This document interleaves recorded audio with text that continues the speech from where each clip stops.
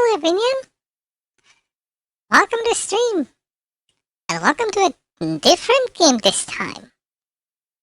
From the creators of Saint Maker, Teletter. Now, hello souls, thank you for the head pets, and how are you doing today?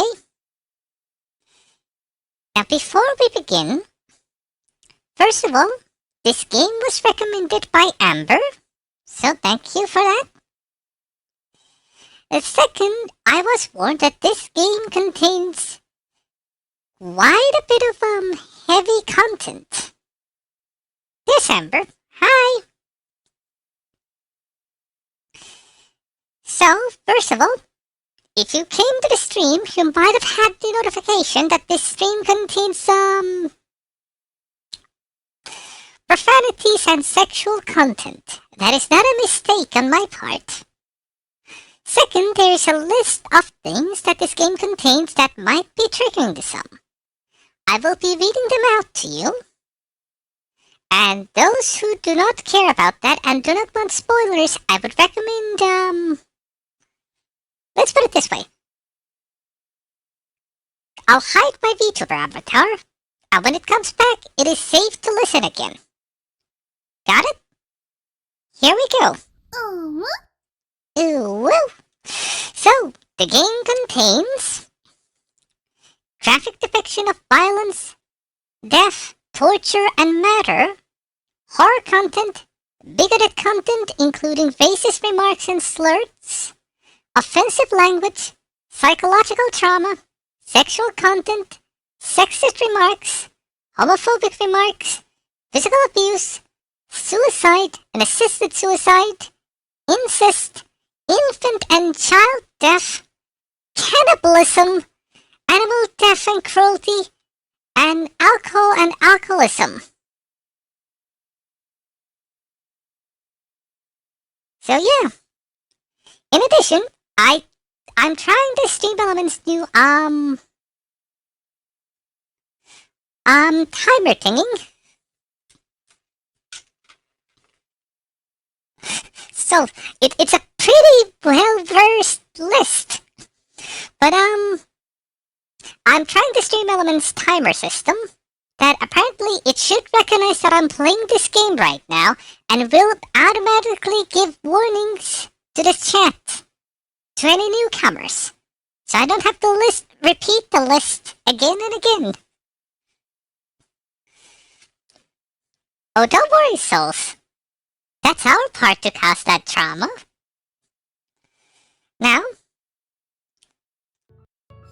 I have adjusted volumes, so I have to adjust that on the fly. But thus far, it might be fine. So, let us begin. So first,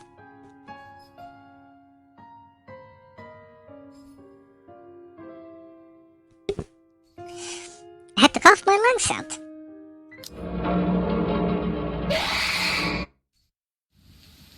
Hi!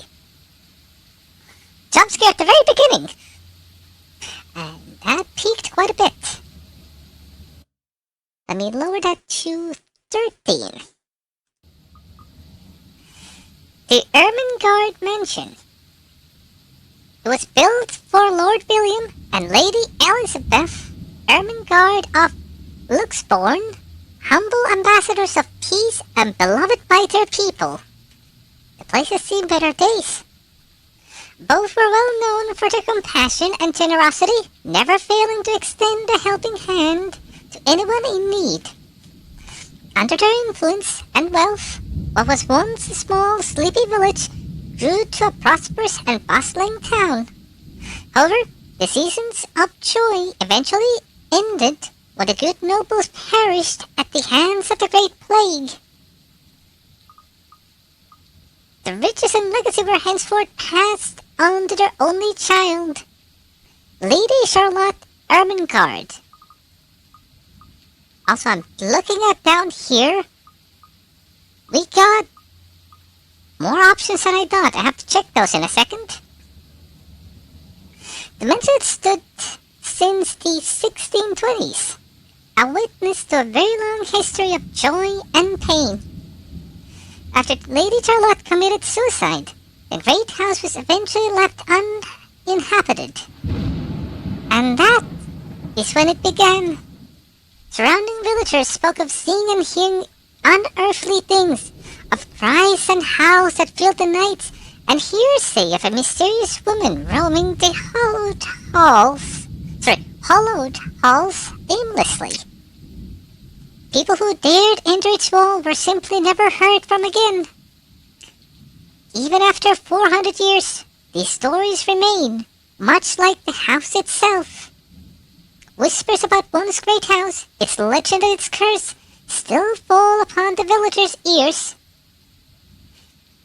So that means we're somewhere around 2020. In spite of this, the current owners are convinced that these stories are nothing more than a hoax. With little regards for the truth, they had Buyer Realty Corporation place the property back on sale. Like Pandora's box, the secrets that lie inside await to be discovered by brave souls. No matter what happens, take care not to be consumed by the curse. Good luck. Isabella. Incoming call. Hello? Isabella? Are you there? Where are you? A familiar, jittery voice comes from the other end. Oh, hey Rose. I'm at St. Goretti High. What's the matter? Ooh, I like the art style. What do you mean, what's the matter? It's the mansion, silly. I'm here and you're late. Jeez, we're on shift together. You promised. Oh my god, please don't tell me you forgot. You were planning on leaving me to check this place out on my own, weren't you? You chickened out. Calm down. You know I take my promises seriously. I'd like to believe that. So hurry up and get here. This place is huge. A bit too quiet since no one's lived here since, like, forever, but beautiful nonetheless. Why are you so surprised? This isn't the first time you've been there. I know. I just wish I could live in a place like this. It really takes my breath away. Yeah, well, I wouldn't be so sure about that. Not after the rumors that say it's haunted. Just hang up on her. Jeez, never mind those rumors. Ghosts aren't real after all. Rose, you're a fool. And even if they are, which they are not, they can't do anything. They're nothing but spirits. You don't know that. They might be listening or watching right now, and they might not be happy with you enough to curse you. No offense, sweetie, but that's a bit of a stretch. Believe it or not, it's better to be careful. Right. You know, not every property we sell will end up with a dead body stuffed in a sofa. Wait, this has happened before? I think that mansion is where we'll likely find another one. I can feel it. Yeah, certainly sounds like this is a normal occurrence. That was one time, Isabella. Listen up. Wait, just get here ASAP, please. I'm getting bored being here on my own. Fine. Let me just finish up here. I'll be right there soon. Okay, see you. Bye. She hangs up before I can respond. Rose, still charming as ever. Also, we have a journal here. Oh, profiles. Ooh, this goes into a bit of detail.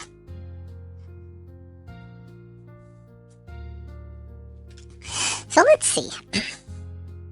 Maria Isabella Faith Cruz Santos. That's a mouthful. May 28, Gemini, 26 years old. Height 5'2", or 158 centimeters. Occupation, state agent. Nationality, Filipino. Religion, Roman Catholic. Education, fine arts undergraduate. Like cinema rolls, dogs, food, police, procedural dramas. And Zealous, comedies, and karaoke. She's a third child among 7, daughter of a laundrywoman and a jeepney driver. She went to a public school and was an average student, but took to art easily.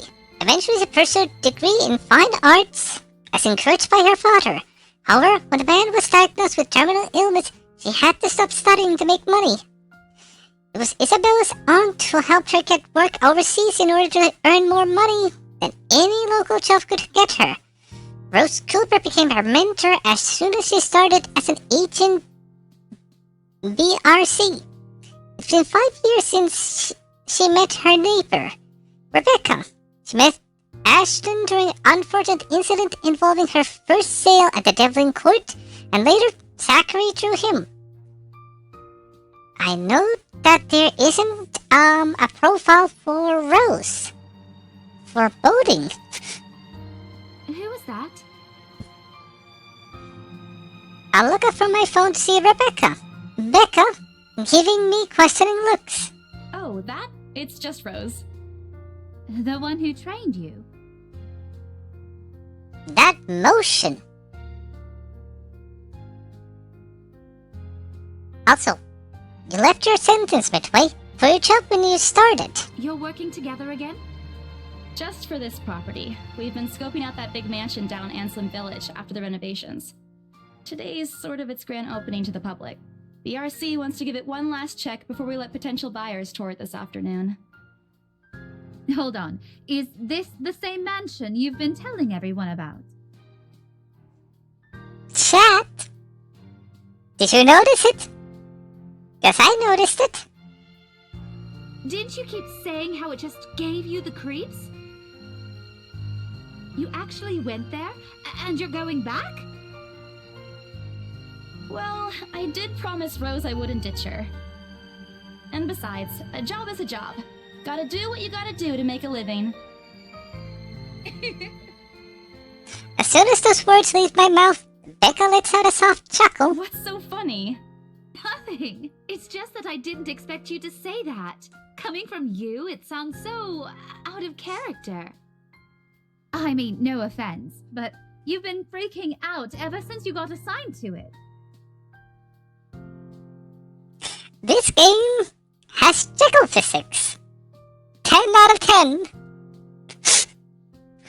Already a great start. I love it. It can only maybe get better from there. I honestly thought you'd back out.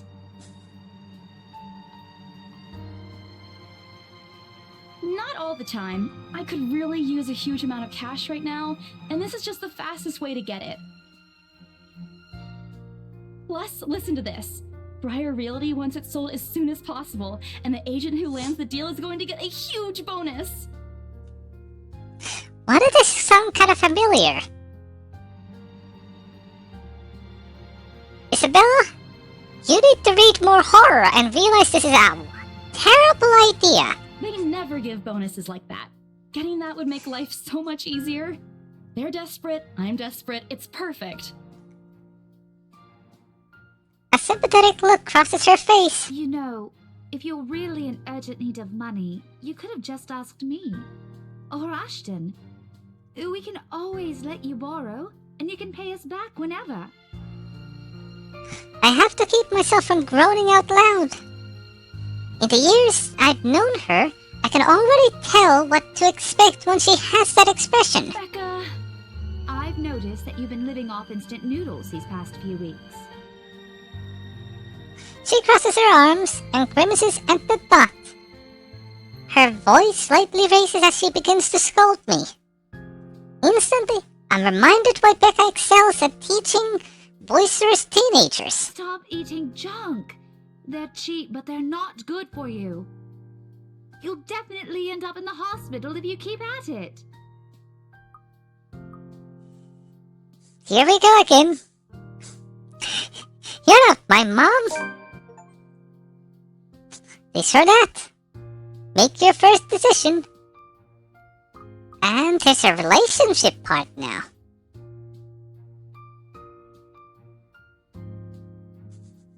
Our relationship with Rebecca went down. As expected. So we're not close friends with Hannah and Luke, but the rest are pretty close. Have to keep that in mind.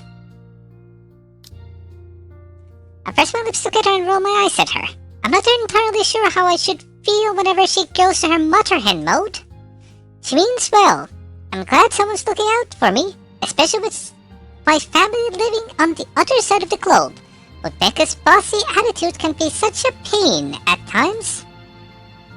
She's more overbearing than Mama, and that already says a You're lot. not my mom. I didn't say I am. Nope, but you're acting like one. You don't need to boss me around all the time. She gives me completely unimpressed look.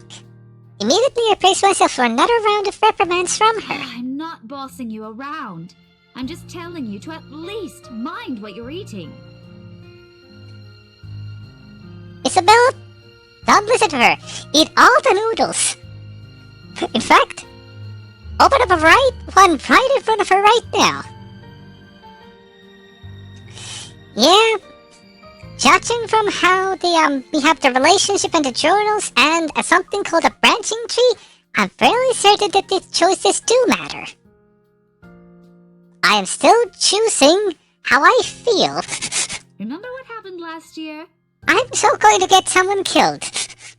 You ended up bedridden for 2 weeks after eating something bad, and I ended up having to listen to you cry about how those absences would take a huge chunk out of your paycheck. Do you want that to happen again? No, Mom. Only a loud, frustrated sigh comes from her while she pinches the bridge of her nose, likely to ease the headache starting to form. I bite my lip to keep myself from laughing out loud at the image she makes, expecting her to say more. But when, at last, she looks up, she's simply carrying a resigned expression on her face. I'm serious. Not my mom, Rebecca. Not a single regret. Maria Isabella Grace. Oh no, she said my full name. She's serious. I shut my mouth after that. Although I know she's not really angry, I don't want to push it. An angry Becca isn't someone I'd like to cross paths with in my lifetime. I've seen it happen, and it wasn't pretty. Yeah, I'll stop.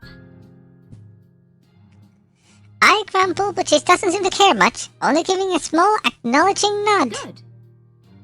Look, if you need anything, tell me and I'll help in any way I can. You don't have to do this alone. Thanks, Becca. I really appreciate it, but you don't need to keep babying me. You've been taking care of me since after I moved here. You have to take a break sometime. And before you ask again, no. You know I'm not a fan of borrowing money. And I'm not going to ask you to give me what you earned hard for yourself. You and your pride. But suit yourself. The offer stays on the table, though. I nod and respond, if only to get her to drop the topic. But I'm pretty certain I will never take that offer. Ever. It has nothing to do with pride. I've simply seen plenty of times how friendship can take a turn for the worse just because of a few unpaid debts. I don't want something like that to happen between me and Becca. We may argue about a lot of small, petty things, but she already feels like a real sister to me. I don't want to lose that friendship over something so trivial. Becca's movements, when she takes a quick glance at something behind me, snaps me out of my thoughts. Well, enough chit-chat. Lunch is ending, and my students will be back any minute. We can catch up later. Good luck with your clients. You better treat us to lunch or something if you get that sale. Seriously, these animations make me feel like that she'd be straight a VTuber. Huh. That would be an interesting way to animate a game. You bet! With a small smile, she returns to her desk and begins shifting through the pages of the rather thick history books. She'll probably be working the next week's lesson plan. Or trying, at least. This was made in 2017?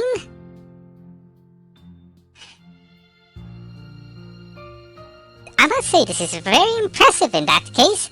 I wouldn't be surprised if we had fully animated characters, like fully animated by the if they released anything this year.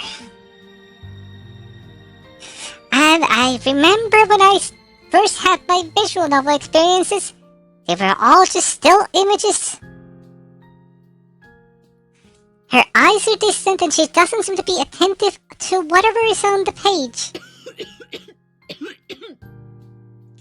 As if she heard my thoughts, Becca starts coughing heavily. Her hand hastily goes to her mouth to stifle the sounds. Ah, this is precisely why I followed her here. For someone who makes a habit out of worrying other people, Becca sure forgets how to take care of herself. Hey, you sure you can manage on your own? I mean, you're still a bit feverish. Hush, dear. Don't you worry about me. I'll just drink some medicine and I'll be right as rain. I level her with a flat look. She has had a cold for a couple of days now. Something about a strange weather not agreeing with her lately. And despite my advice to take a week off and rest, I found her apartment empty when I dropped by this morning. She even left the medicine her doctor prescribed. That was difficult for me. Look who's being stubborn now. You shouldn't even be working right now. Seriously, you big baby. I'll be fine. For now, just go to work and stop making that Rose girl wait for you. I'll call you if I still feel bad, and you can come pick me up if it makes you feel any better. She offers me a reassuring smile, and I can only sigh. Why do I even bother? There's no stopping her when she has decided on something. Defeated, I reach inside my bag to pull out the same bottle of medicine she left earlier. She looks at it warily, but I place it in front of her. Unfortunately for her, this is one thing I'm not letting her have her way. Alright, but don't forget what the doctor said. Drink this on time. I'll see you later, okay? There's an amused gleam in her eyes when she shifts them back to me. Look who's playing the mother hen now. Rebecca! Okay. I won't tease anymore. I'll make sure to drink it, Mom.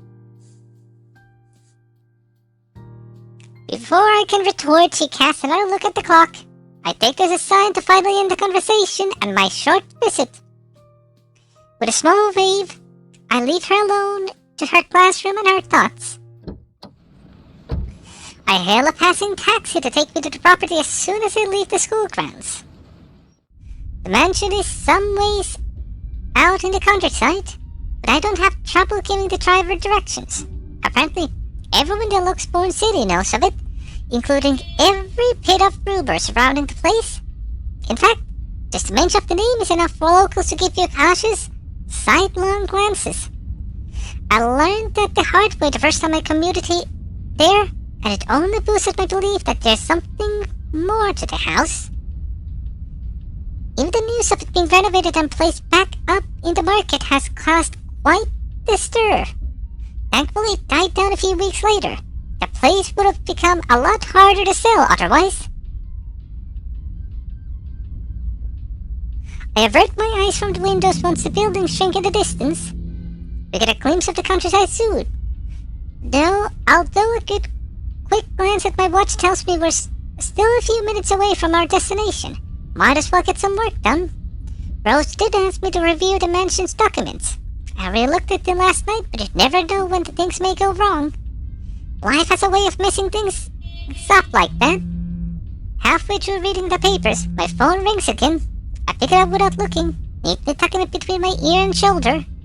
It's probably just Rose again anyway. Rose? That's not Rose. Once again. That voice. Gosh. Bingo. Hey, what's up? Just checking if you're still cool later this evening. You mean that thing with Zach? Yeah. He even called in the middle of the night just to remind me. No, don't worry. I didn't forget. I'll be there. Cool. I'll see you later. What time do you get off?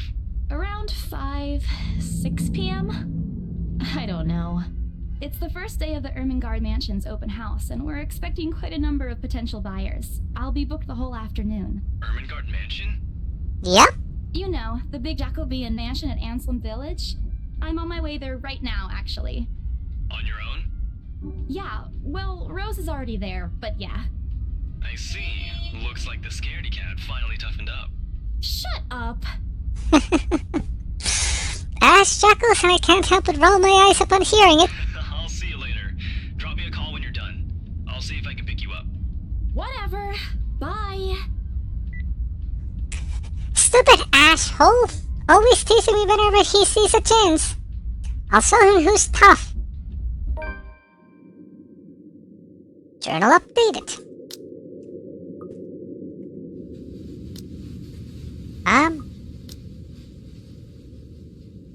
What's with the help notes?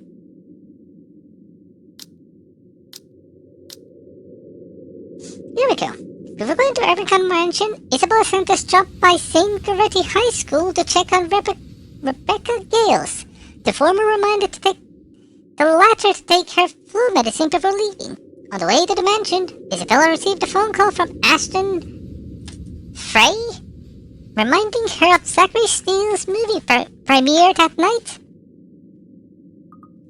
I feel like the fact that there are 2 dates before makes me suspicious. It took a few more minutes until I've reached the infamous mansion. I have to admit, the entire property does look wonderful from the outside. They really fixed the place up. Yet, despite all of this, it does nothing to hide that something is just wrong. The surrounding area is unusually silent, and only the rustling of leaves can be heard as occasional breeze passes. While Anselm Village is just a few miles away, everybody keeps their distance on purpose. Perhaps out of fear, the horror of falling under the mansion's curse. Somehow, it makes me feel sad. The lack of immediate human presence just makes this place all the more eerie than it has any right to be. If it's uncanny in broad daylight, I can't imagine how this place looks at night. And I'm getting corpse party vibes for some reason. Are you planning to go inside that place, Missy? The voice nearly makes me jump out of my skin. When it's completely taken my eyes away from the house, I give the driver a confused nod. A beat passes while I wait for him to say more. His only answer is non-committal hum. Belatedly, it occurs to me that he must have been waiting for my payment. I mentally slap myself for spacing out and promptly hand him the fare with an apologetic look. I expect him to leave soon after as I paid, but there's a hesitant expression on him, as if something hasn't been said yet. Is there something wrong? Look, Missy, I'm sure you've heard what the people are telling everyone about that place. Nobody likes to be disturbed when they're at peace, and I'm pretty sure whatever they say is in that house doesn't want to either. I admit they did a good job fixing it up, but there must have been a reason why even distant relatives of the family who used to own the house never lived in there despite inheriting it. Exactly. No wonder they wanted to get rid of it. Maybe they just didn't like it? You never know. He drives off, but what he said has left a foreboding feeling in my gut. I breathe out a heavy sigh as I approach the house. After hearing enough of the rumors, I should have expected the conversation to take a turn. But I'm already here. Backing out is completely out of the question. It's not like I have a choice anyway. If I want to get that bonus and commission, one way or another, I've got to sell this property. The door's ajar when I get to it. However, while my own copy of the keys dangle uselessly in my hand, Rose must have left it open when she arrived. That's weird. We may be the only people here this early, but I've never known her as someone careless. Entering what greets me inside leaves me gaping.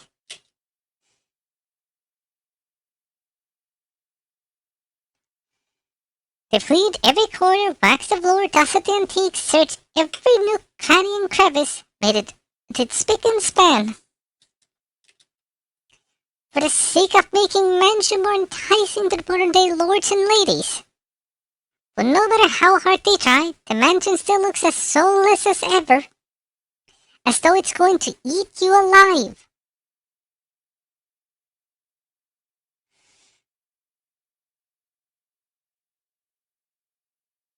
Isabella, let's call the Chekhov's gun. Now the house will have to eat us because you mentioned it. If you ask me, they should have just listened to what other people have been telling them and leave this play alone. Some things in this world are better left alone, never to be disturbed ever again. Echo! I call out. Rose, I'm here. Where are you?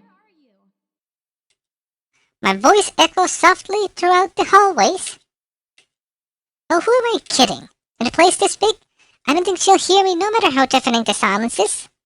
She could be all the way on the other side of the property for all I know. Quickly I reach my phone and dial her number. But The number you have dialed has not been recognized. Please check and try again. what do you mean not recognized? Yeah. We were just talking a while ago. It's not like she was eaten by the house, right? Or maybe Ghost did hear us talking and spirited her away, right? And wiped her bone out of existence as well, right? No, Isabella, don't be ridiculous. She probably just wandered deeper into the house and lost signal or something. But at that point, it wouldn't say that the number wasn't recognized. It would just say that it's unavailable. I dial her number again, hoping the call will connect this time. The number you have dialed has not been recognized. Please check and try again. But to no avail.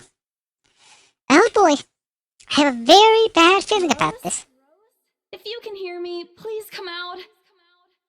Come on, Rose. This isn't funny. You know this place gives me the creeps. No answer. This isn't going to work. The place is big. She could be anywhere. I need to start looking for her. I take a deep breath before venturing deeper into the mansion. I recognize that sound effect. Take a couple steps forward, I notice something move above the grand staircase. What the hell? Rose? Rose, is that you? Not funny. I'm leaving you if you don't come out. Not coming out, huh? Fine, I'm going. Okay, that's a lie. She's my friend. I can't really leave until I know she's alright. More desperate, I try to contact her number again. Come on, please give me something. Please, Lord? Finally! Hello? Hello? Rose, I'm here at the mansion. Where the hell are you? She doesn't respond. There's also heavy static coming from her side. I recognize that static noise also. I sincerely hope it doesn't get cut off again before I can get an answer from her. Come on, where are you? A few moments pass until static eventually starts to quiet down. Attic? What? The attic? Why? Crap, it got cut off. And do I really need to go there? But how deep inside the mansion the attic is, there's barely any signal there. No wonder I can't contact her. But why is she there? Out of all places, she just had to make me go fetch her the creepiest room of this place. Is she doing this to get back at me for being late? Whatever, I'll just go. The sooner I meet up with her, the sooner I'll feel better about being here. I carefully make my way up the staircase.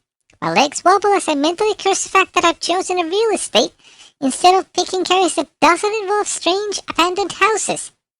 You were excited about this earlier. This is your fault. Upon reaching the top, the grand hallway greets me.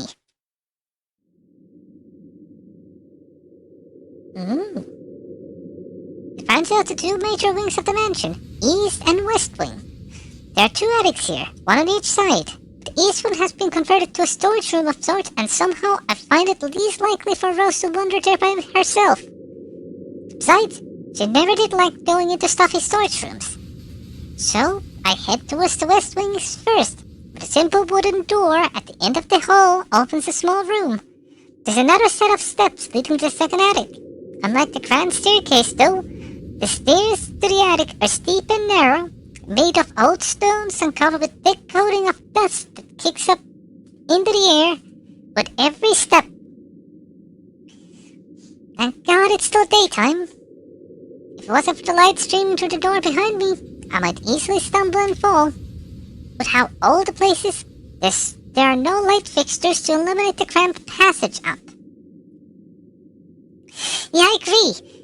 I love the fact that I've used to the fact that visual novels are still images. Then the DDLC added things happening in the background while people are talking, and now we have actually moving backgrounds.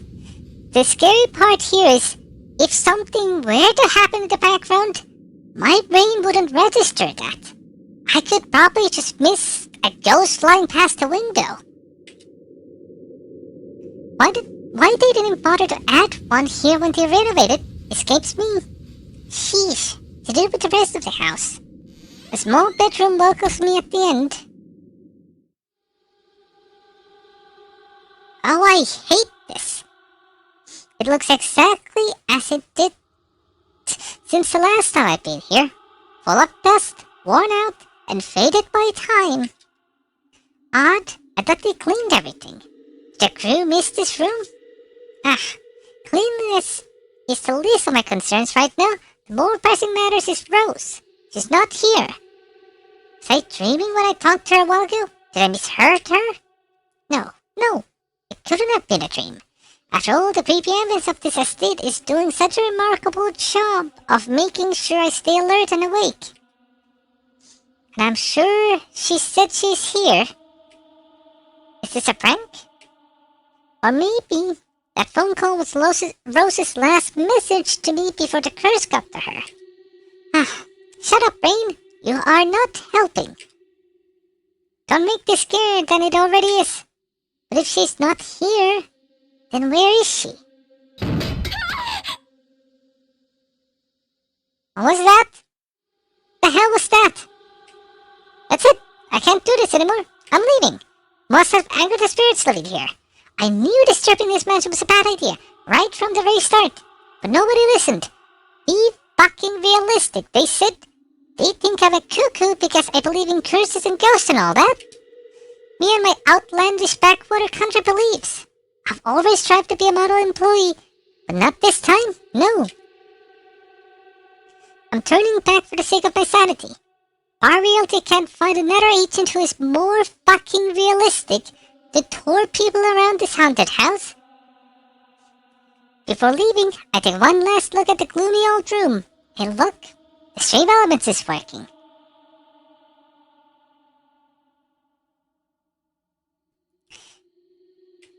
Just to check.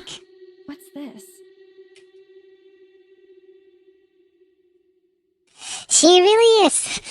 My worries about Rose's whereabouts must have caused me to miss it when I first entered the room. Could it be? The well-titled The Letter? But there's clearly something on the floor. It looks like... Letter? How did I know? Lying on the ground, just a couple of inches away from my feet, out of sheer curiosity, I leaned down and picked it up. Interesting. Strange. I don't recall seeing this last time I was here. A few days back, me and other agents inspected the mansion to prepare for the day. I had been the last to look inside the attic and leave, and this certainly hadn't been here before. Someone must have left it in this room since then. Did Rose leave this for me? Was she here a while ago? I couldn't have missed her though, could I? There's only one set of stairs leading to the attic. The litter isn't exactly in pristine condition. In fact, it looks rather ancient. The paper is so thin and rough, I'm worried it'll fall apart if I so much as touch it. But with great care, I open it and what I read shakes me to my core. What? Pass it on. Oh my Find the letter. This is the page that we saw in the journal. See? Right here. Is my mouse actually active? Do you see my mouse? No. But on the left side, you can see the same letter. Nothing but words help me fills the page. All of it seemingly written with a crimson shaded pen. Or blood. I gulp. Same phrases just go on and on until...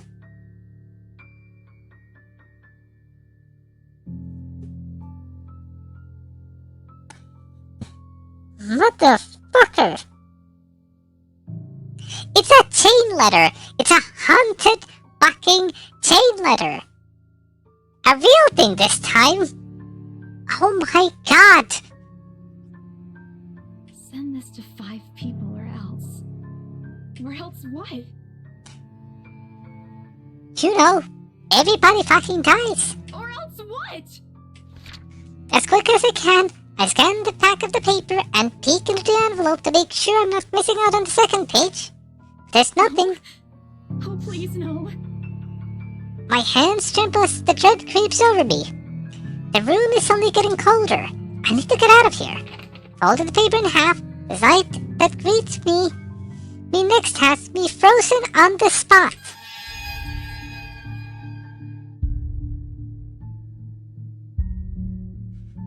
Those are rotten feet with no nails. A pair of blood-soaked feet enters my field of vision, covered in gaping wounds with skin eaten away to reveal flesh, bone, and all manner of things one isn't meant to see. It's too much. All of it is too much. I want to cry, call for help, but the words catch my throat. Even my feet won't move, completely paralyzed out of terror. Lord, please help me.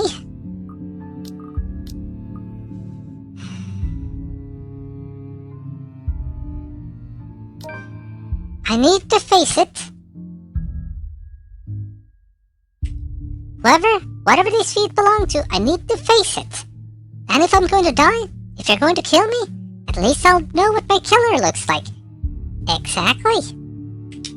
A cold comfort. So with my deep breath, I summon my every ounce of courage I have left in me and shift my gaze upwards.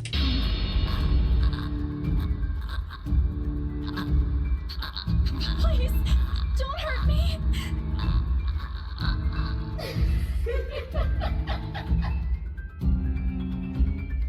We're in trouble, aren't we? Without thinking, I scramble towards the door. I struggle to open it, but in one punch... Go away! Go away! Please, Lord, make it go away! Why now? Why would it open now? My heart sinks as the reality dawns in. I'm locked in with that thing. Let me out! Lord, please, let me out! It slowly approaches me as I wrench the doorknob violently back and forth.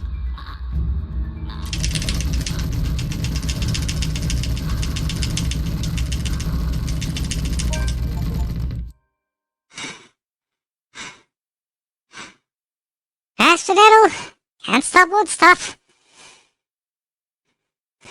I survived the QT. Also, I hate the fact how she kept approaching. Now, before we do anything, this feature shows the outline of your current chapter as content that others might deem as spoilers.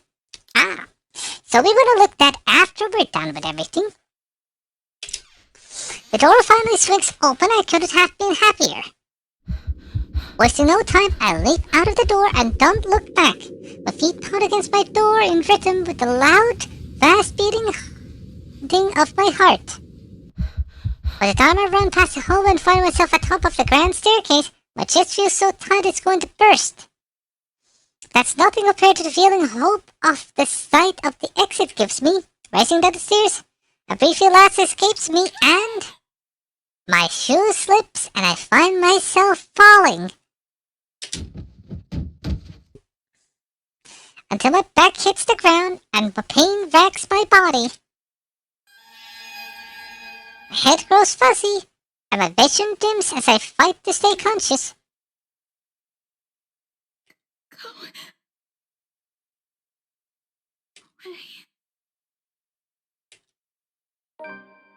The last thing I see are those feet before all I know is darkness.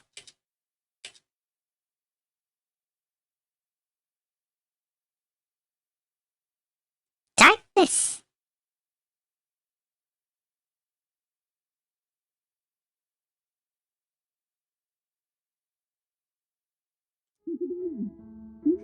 A buzz breaks the silence. Also, journal got updated.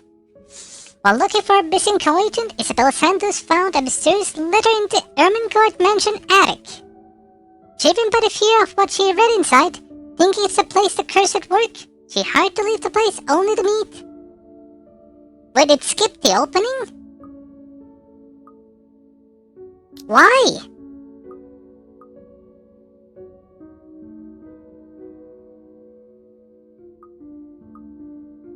Why would it do that?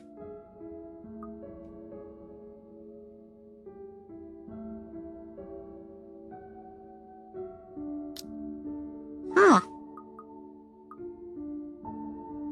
I didn't see any opening when I opened the game either. A buzz breaks the silence. Maybe. I start to rouse, pulled into consciousness against my own will. I never felt this tired before. I just want to sleep. The insistent buzzing, poking and prodding isn't letting me. My old mattress may not be the comfiest of places, but that doesn't make me any more eager to wake up. 5 more minutes, Becca. I swat away what is nudging persistently at my side. Come on! Can I just get a few extra minutes of sleep today? I promise I'll work hard once I'm up. A hand slightly taps my cheek, and something cold is suddenly pressed against the back of my head. The icy sensation slowly spreads through the area, giving me an uncomfortable feeling.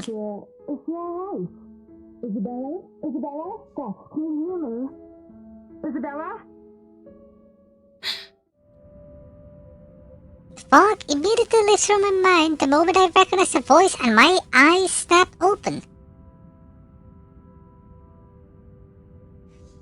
There, looking down at me, is Rose.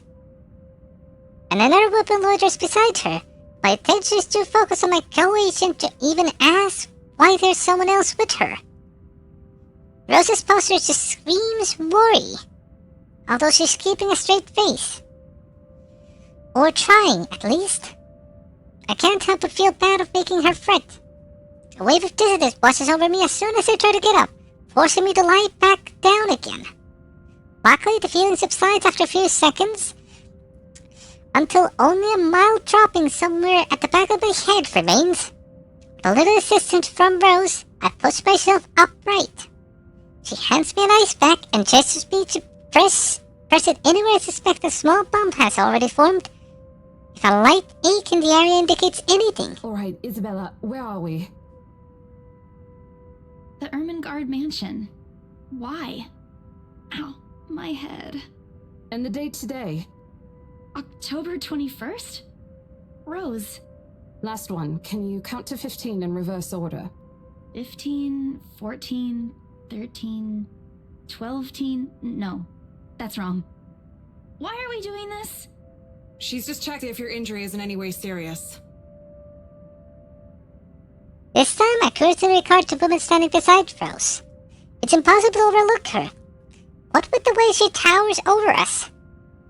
And here I thought Rose is already tall.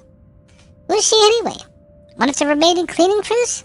With how primly dressed she is? I don't think anyone would want to clean in a suit.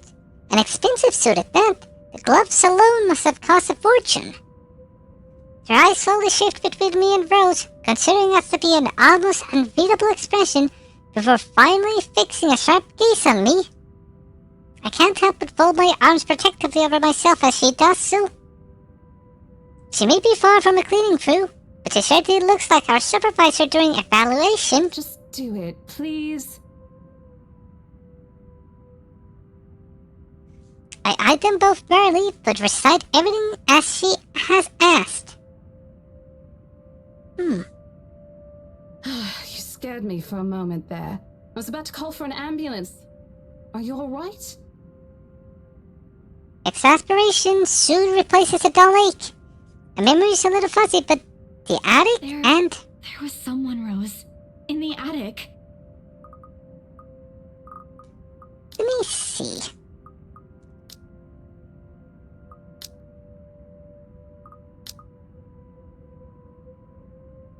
I haven't missed any of these settings, so it's not from that. Go to the main menu. We'll be right back.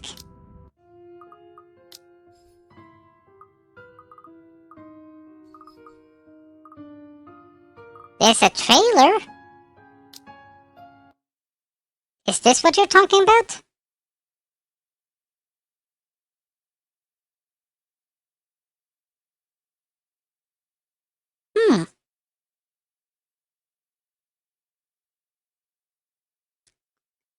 Well, Amber, I think we found out why why it skipped it.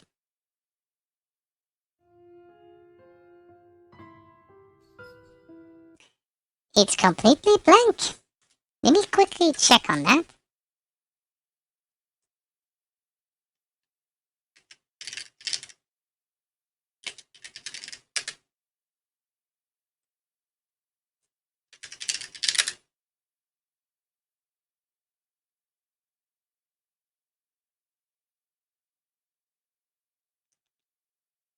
Okay, so the others do have the problem.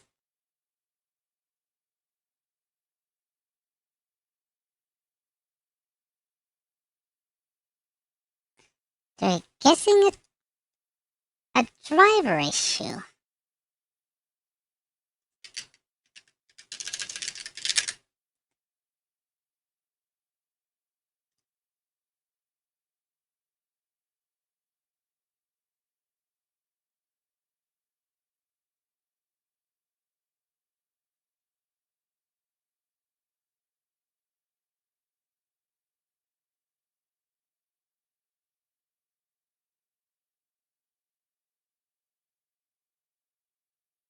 They claim that it has been, fixed.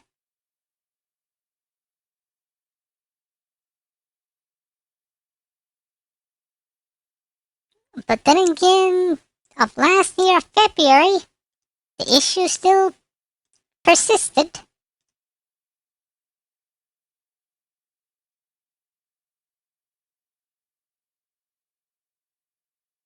Alright, I'll take a peek a bit more if there's a mention, but if not,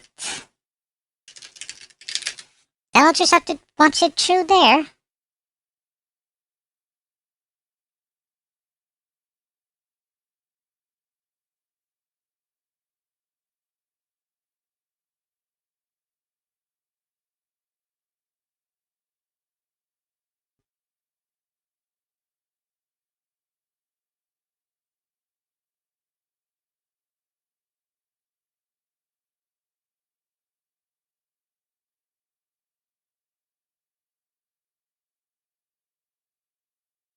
Huh. Alright. Now let's take a look.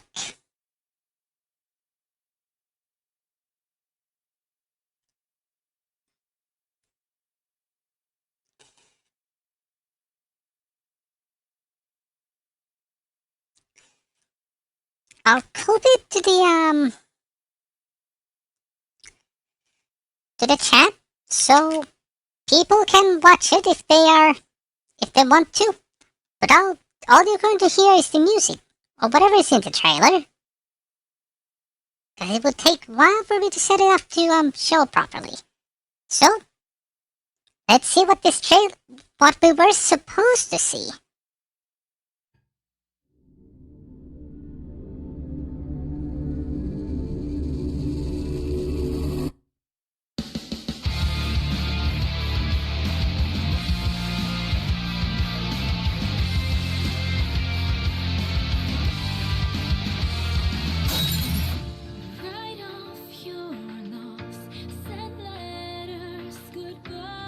Well now.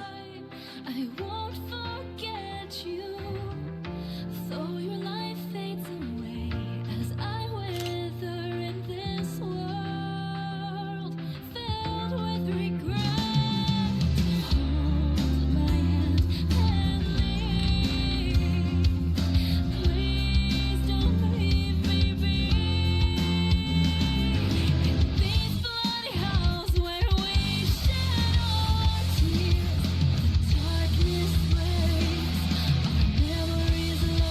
Ooh.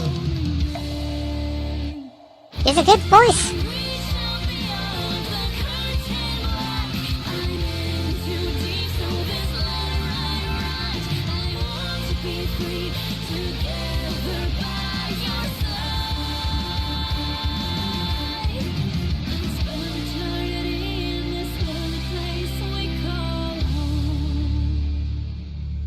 Well, that certainly is quite the opening. Very anime. Very corpse party. Also, that one guy, the guy with the, blonde hair. He looks like the main character from, Umineko. At least reminds me of him for some reason.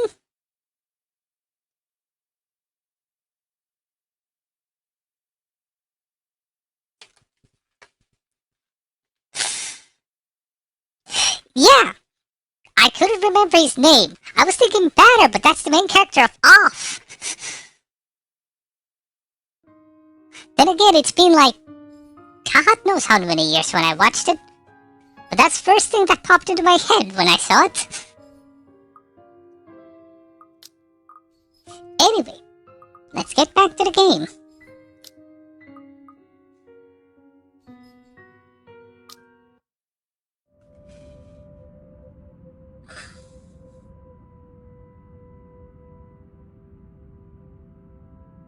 Oh, Amber, I watched the anime, the censored version.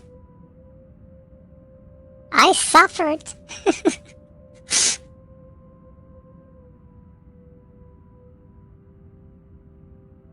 I know. It was like,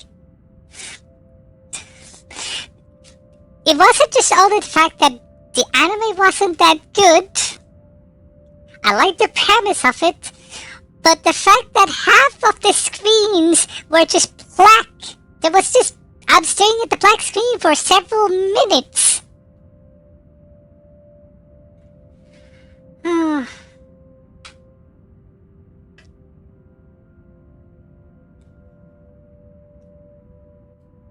know I can't... Hello, Dr. Diamond with the trumpet dude. Scaring me? Now's not the time for dude scares. Someone? You mean a client? Oh, that's unlikely. It's probably just one of the cleaning crews. Are you saying the cleaning crew died here? The boss sent a few of them back this morning for some last minute... No, not any of those. They're, I'm not actually sure. Also, Rose, I like your hair. Wait, didn't I call you? You said you were in the attic when you answered. That's why I went there in the first place. Both Rose and the lady looked at me like I've grown another head.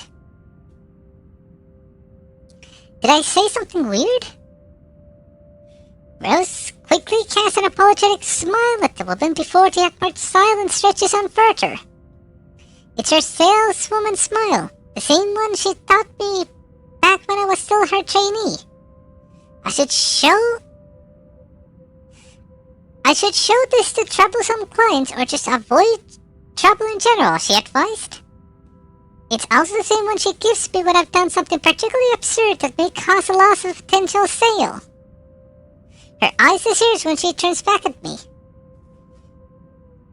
She takes both of my shoulders, gently squeezes it with as much patience as she can muster. As much as I'd love to have gotten at least a heads up of your arrival, I didn't really get a call from you. You know, signal here is absolutely horrendous. I was in the garden earlier and couldn't even make a single call. Isabella, I'm going to ask again. Are you really alright? What happened? No, I've been cursed! Help me! I don't know. It's all a bit blurry. I remember I was looking for you, but you weren't in the attic. And there's... whoever it is.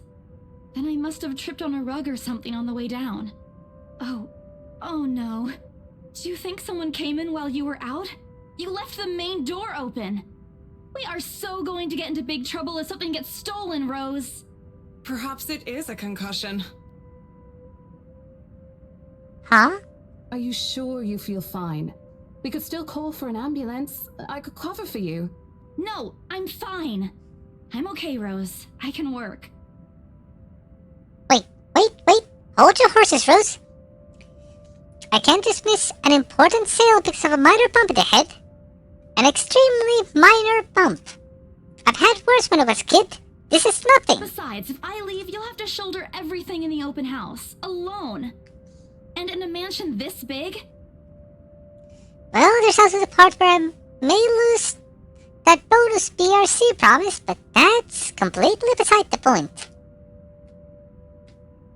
Rose gives me a skeptical look when I return the cold compress to her and push myself off the floor. I have to use the staircase railing to steady myself, but otherwise I feel fine. See? I'm A-okay.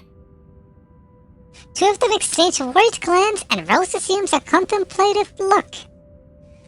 I bite my lower lip in anticipation. She says no. Right, you in. A smile threatens to slip out from me. If I see that you aren't feeling well, I'm taking you personally to the nearest clinic to have you checked. Clear? Clear as day, ma'am. Thanks, Rose. You insisted. But remember what I said. First sign of you looking not okay, and we're off. No questions asked. It's just a small bump. Don't worry. You shouldn't downplay these kinds of things. It could be a serious injury for all we know. Suddenly a small cough sounds against the walls of the foyer, interrupting our banter. The woman is looking expectantly at the two of us, her stare making me shrink back a little myself. She isn't really intimidating. Well, she is, but not in a scary, negative way. Far from it, actually. Her demeanor simply commands an air of sophistication and respect. This fella was thinking something else, and I was worried for a second what you meant. In a different world, a younger me would have probably wished to be like her. At a lack of response, she coughs again, lifting her well-trimmed eyebrow at me in a question. Words get caught in my throat at the sight of it, and Rose, as usual, is swift to catch my blunders. My sincerest apologies, Miss McCulloch. Marianne McCulloch.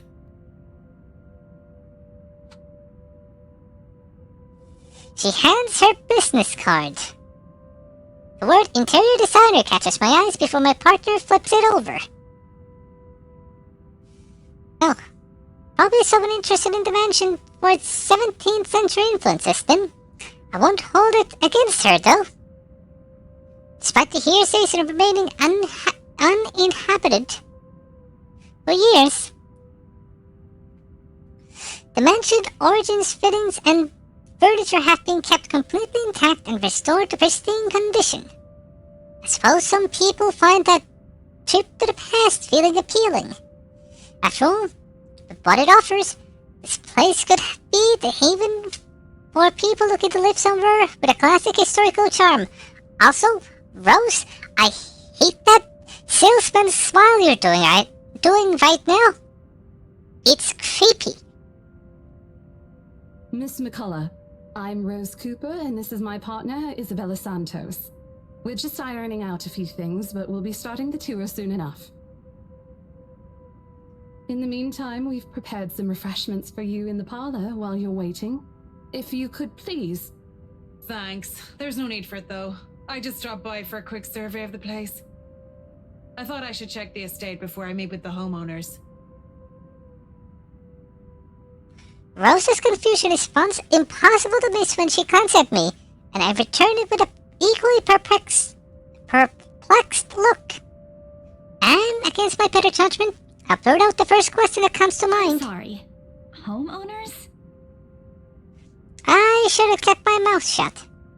A flash of irritation crosses her face, but it instantly disappears under a mask of professional detachment. Yes. Hannah Wright? She hired me to handle the interior design for their new home. This is the Ermengarde mansion, right? It is, but... She pauses, possibly trying to find the right words to fix the awkward situation without offending someone. Slowly, Rose nudges me with her elbow.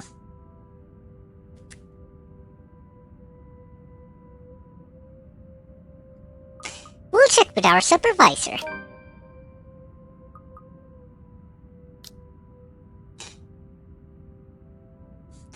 And look at that, we know her first name now, Marianne.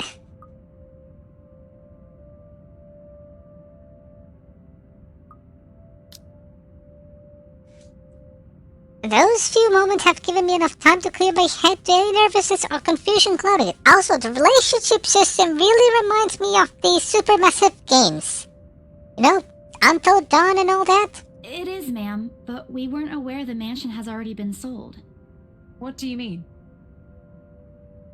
I almost flinch when she turns her gaze on me, but I stand my ground. Besides, it isn't like I have dealt with awkward situations like this before.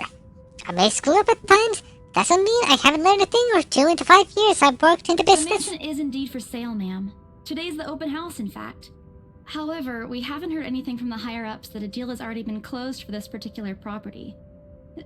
If you'd like, my co-agent and me can check with them right now. She nods, seemingly in deep thought after I finished. She appears to be a reasonable person, anyway. Given the proper explanation, she surely I understands. thought something looked odd. Excuse me, I need to call my secretary. Thank you for your assistance, Miss Santos. With a slight wave of her hand, she leaves us. That seems to be the end of it. Both Rose and I breathe a sigh of relief. Disaster averted. I also don't miss the thumbs up she gives me for doing a good job. And I can't help but swell with pride. Still, I've already prepared myself to dial the number of the Luxbourne office and check, even if she didn't ask for it. I will be very frustrated if for some reason something has already been decided without me, my or Rose's knowledge. But the phones don't work here, Isabella. That's a whole new level of unfair. We've been working hard on this. Moments later, Miss McCullough returns looking a little frustrated with an apology clear in her face. I feel a little sorry for her having to go through all this trouble. There seems to have been a little misunderstanding with my client. If you'll allow it, I'd like to stay and wait for them here. I was informed they'll be dropping by for the open house today. I figured it'd be a waste to just leave after that long drive. I might as well meet him here. There's the accent that I was waiting for. Certainly. You could stay at the parlor in the meantime, ma'am. I'm sure it won't be long before our guests arrive. And, Isabella, I left a few documents in my car. You know where I keep those. Can you please get it for me? Rose takes a glance at her wristwatch before showing me a set of keys. Hurry. We've still got a few minutes to double-check those papers. Okay, got it. The two of them disappeared behind the parlor door. Journal updated. Rose Cooper, along with a woman who introduced herself as Marianne McCullough, found Isabella Santos lying unconscious in the mansion foyer before the open houses start. Unable to recall what happened prior, Isabella insisted on working despite her co-agent worries about her well-being. The departure brings with the stillness to keep me company, neither welcoming nor comforting. Alone like this, it's impossible not to think what really happened. I wish the memory isn't as elusive as it normally is. Then again, Rose already said she didn't receive any call from me. Was it just paranoia? A temporary lapse after having heard all those tales about this place? Probably. I want to think of it as such. Better to think of it as such, so I can work in peace. It's a small part of my mind begs to differ. And if I'm going to be completely honest with myself, I want nothing more than leave this place as soon as possible. I don't know what's in this house, and I don't want to know. The keys Rose have just handed me dig into my palm, the jagged edges creating shallow ridges on my skin from how hard I'm clutching it. It's a reminder of what I still need to do, and why I've taken this job in the first place. Hugging my blazer close to my body, I exit the house to get what Rose has asked of me. Just a few more hours, Isabella. Sell the house, get the money.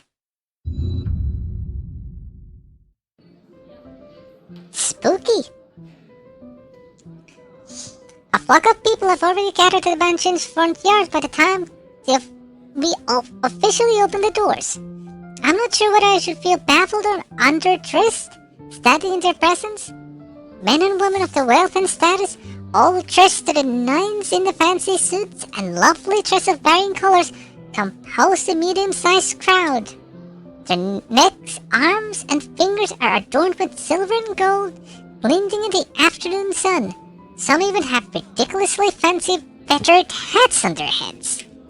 I really hope there aren't any magpies living in the nearby lichens to stores. Those birds will have a field day in this.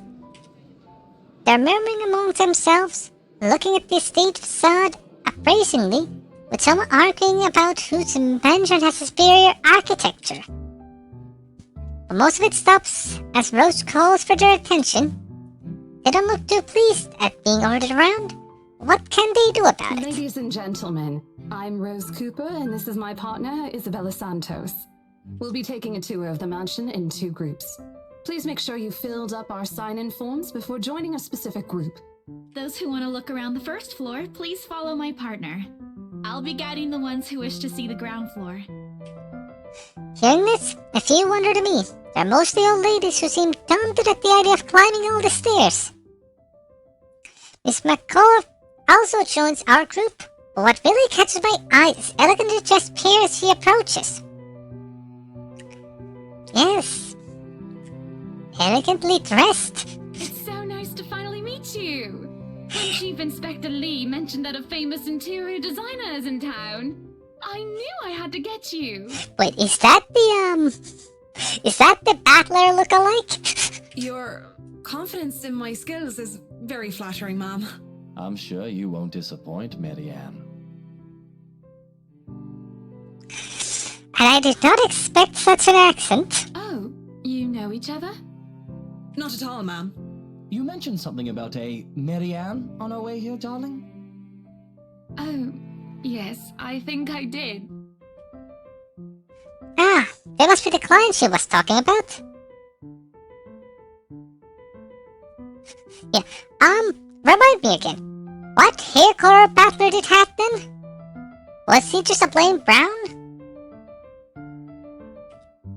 I might have seen their faces somewhere before. Some magazine? Or the television? I can't remember. I remember it was the intro. He was a redhead? Huh. It really shows how long ago it was since I saw it. Okay, yeah. I have a faint memory of that. But then again, most of our quests have likely ended up on the news, one way or another. I won't be surprised if 2 already have. They'll show up on the news when they die. For people who are popular, though, they aren't dressed as loudly as the others, and in their simplicity, a couple stands out. A woman in particular, stunning enough to turn the heads of most people in my group, especially the men with wondering eyes. The guy standing beside her doesn't mind, though. And so I'm going to be a bit bolder with my assumptions. I'd say he's basking in the attention. Both of them, in fact.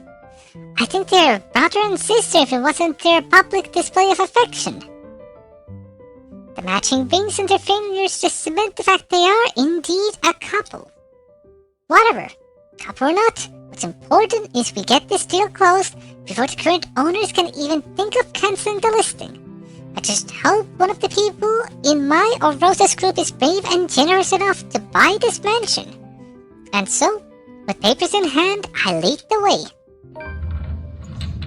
Journal updated.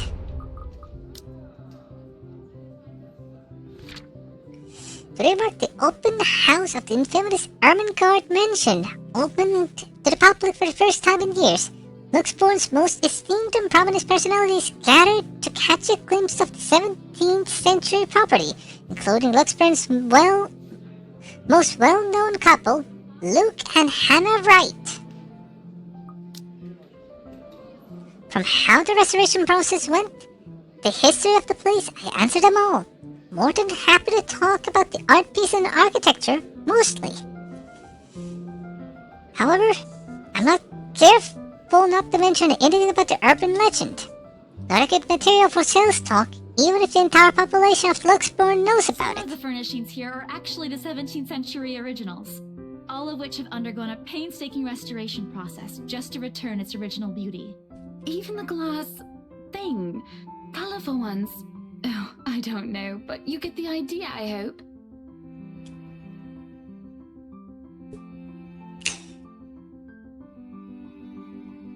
From her posture and her behavior, I feel like she's a bit of an airhead.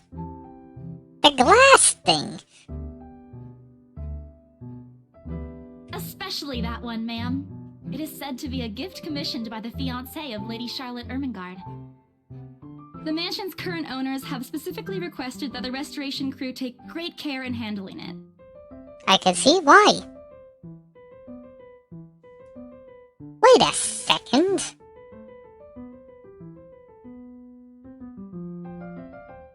Don't they remind us of someone? Foreshadowing. It's a priceless work of art and the most distinctive feature of the mansion. By the time I stop talking, her attention is already elsewhere. Isn't this place wonderful, darling? I told you it's not a total waste of your time. I don't know. Isn't it a bit too small? We might have to break a wall down to have more room. A bit too small. Damn! Well, I think it is just right. Don't you think so, Marianne? It is splendid, ma'am. But isn't it a little too early to make plans when no deal has been signed yet? Never mind that. It isn't going to be a problem. We've got a wonderful legal team to handle everything.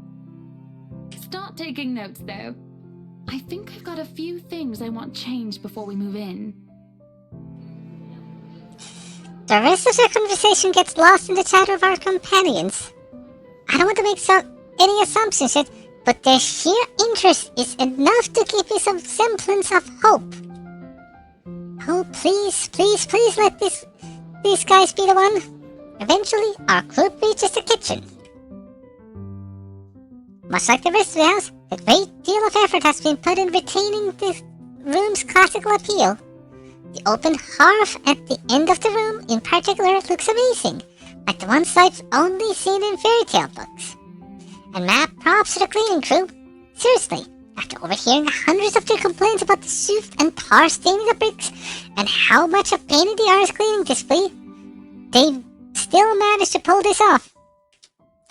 To make it presentable, at least. The highlight of the room, however, is what's underneath this hatch here. Oh, don't say anything yet. An underground wine cellar. This is the first time the guy in grey speaks up, Mr.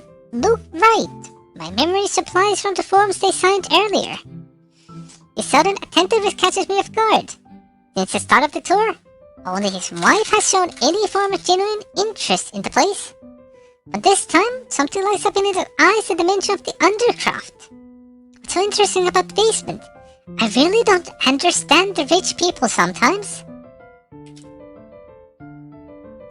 Right now, he just gives me the impression of a child who has seen what he absolutely wants for Christmas. I always found it cute whenever I see children act that way. My younger siblings especially. On a grown man, it's almost funny. Yes, sir. It could house around 7,000 to 11,000 bottles of wine. That's a lot of bottles. Truly. And the room, how was it built? The bricks that were used to build the cellar had been carefully picked for the purpose of maintaining and preserving a constant temperature and humidity in the room. It's a good place to keep your private collection in if you have one, sir. It keeps the corks in good condition. Oh, love. Didn't you say before that you wanted to make your own personal vineyard? Perhaps you could start one here. You know we're going to need space for that, darling. And this isn't big enough? If it's space you're worried about, sir, the Ermengarde mansion sits on a 46-acre lot. There's plenty of room for it. We were told that the original owners had a horse stable built here before, too. There's a contemplative expression on Mr. Wright's face, but he doesn't say anything further. His wife, however, seems really pleased that he has started to show interest, if only a little. I smiled to myself. I might completely understand how these people's minds work, but I sure as hell know how to spot a spire with sincere interest. Score! I can't wait to tell Rose. The rest of the tour goes by without a hitch. After more than a half an hour, we're able to cover almost every room in the ground floor and are heading to the parlor. Funny, the first time BRC had us survey the property, I kept complaining to Rose how big it is. Now, I can't even bring myself to care, no matter how much my feet hurt. Maybe this is just excitement over a possible sale?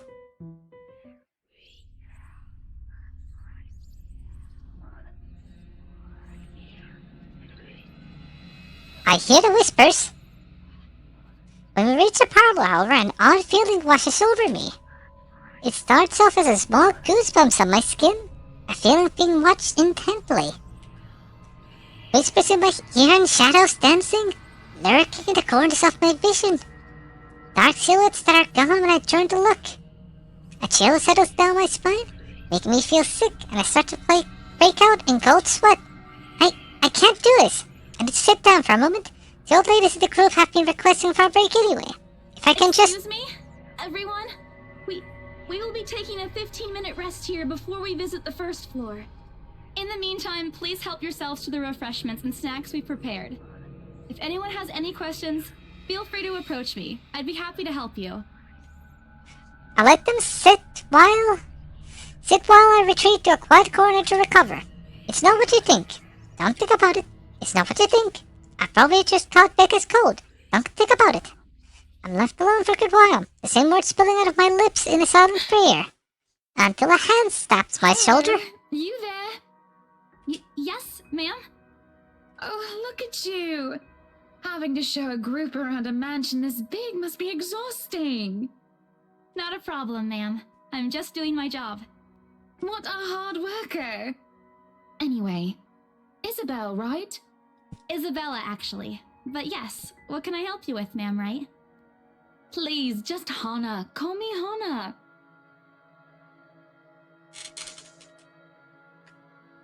I just wanted to ask, how soon are we able to move in? I'm not sure if it has accent, but something about it rubs me the wrong way. My brain completely stops. The sick feeling of plaguing me is suddenly gone, replaced by utter bewilderment. Is this a joke? She looks at me expectantly as I struggle to come up with an answer. Wait, ma'am, you see... But we haven't even negotiated a price yet, ma'am. We haven't even finished touring the rest of the mansion. A sale would be great and all, but... She stops me from speaking any further and puts a hand on my shoulder. For a moment, with her tight smile, she looks as if she has tasted a particularly sour lemon. Oh no. Oh no, now I can't get that out of my head. Oh, please, sweetie, don't insult me. Money is not a problem. And, just between you and me, this place is better off with us than with some old lady who'll probably just fill it up with cats. What's wrong with that? A cat mansion. Why don't we give this mansion to Cat? She can fill it with cats. Catception.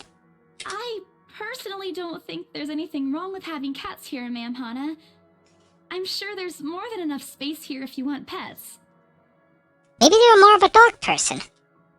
Perhaps I'm still not feeling well. But really, what's wrong with cats? More importantly, why is she talking about moving in already? Oh, I'm more of a dog person. There we go.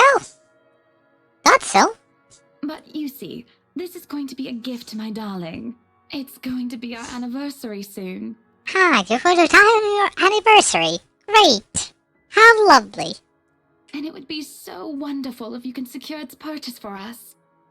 Why, I can even offer something extra if you help us out with the paperwork. Now you got me interested. I We actually have a process for this, ma'am. Isabella, just think of the extra. I don't really think that would be necessary or appropriate. And just what are you two lovely ladies talking about here? Leaving me and our lovely interior designer to talk here by ourselves. What would the people think, darling? Oh, it's just small talk, love. I was asking if she could help me with the paperwork. I try not to wince when her nails stick into my shoulders. I can't help but send an imploring look at Miss McCall, who gives me an apologetic smile and a shrug. Yeah, I can give you a fact sheet and a form to fill out. Just a second.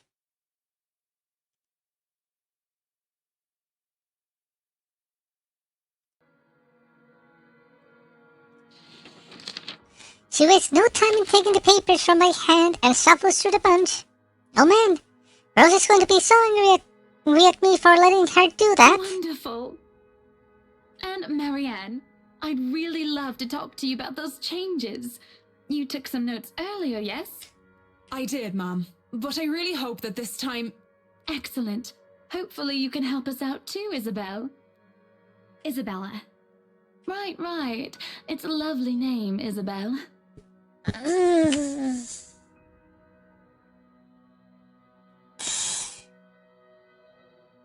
Please stop. It's Isabella. Yes, that's great. We'll be more than happy to put in a good word to your superiors too, and... No, you won't. You can't even pronounce my name right. What's this?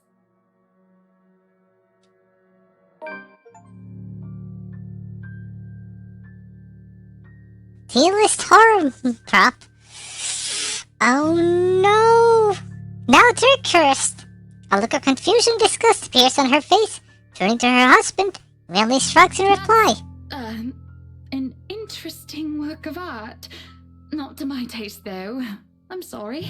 Darling, Buttercup, art is a complete overstatement for this garbage. It looks like a cheap prop from a D-list horror film. Shush, love. Let the girl do what she pleases with... what do they call this? Oh, forget about it. At the very least, it's not as... dreadful as the one art exhibit I was forced to attend last month. You should have seen it, Marianne. Even you would have been appalled. But I'm sure you'll know what to do with our walls once we get started. I highly doubt it is as bad as you say, Ma'am. Nevertheless, you can be assured that my team will only pick whatever suits your tastes. Nothing of this chain letter sort, of course. It has to always work with a palette. I'm quite sure chain letters these days don't come in this... form. Exactly. They're spam emails. In fact, no they don't.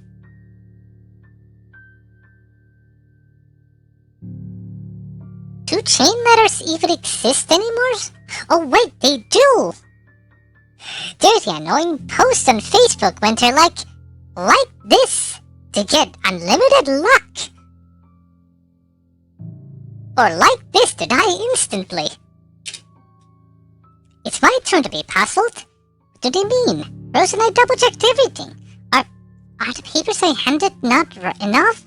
I want to ask what I did wrong. I don't want to mess this up. But the way Ma'am Hannah's leading the conversation, I'm afraid that's exactly what will happen if I do interrupt her. That's good to hear.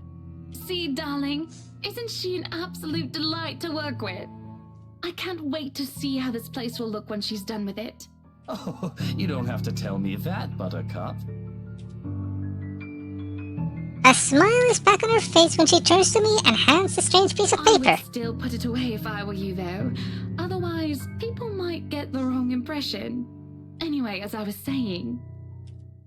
I don't hear the rest of what she says after that. I can only stare down at the paper. At the letter in my hands. The sides crinkle in my grip as my breathing grows labored. Dread quickly fills my mind. Isabella? Are you alright? You're looking pale.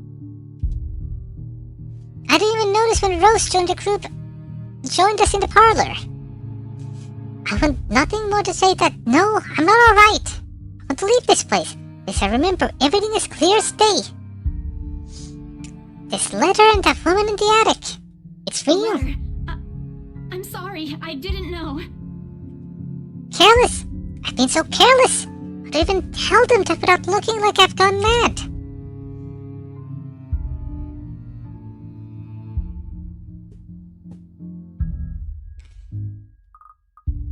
It's a trap.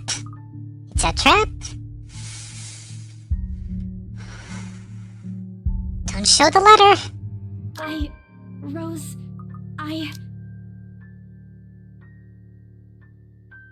Ooh, Marianne up. Interesting.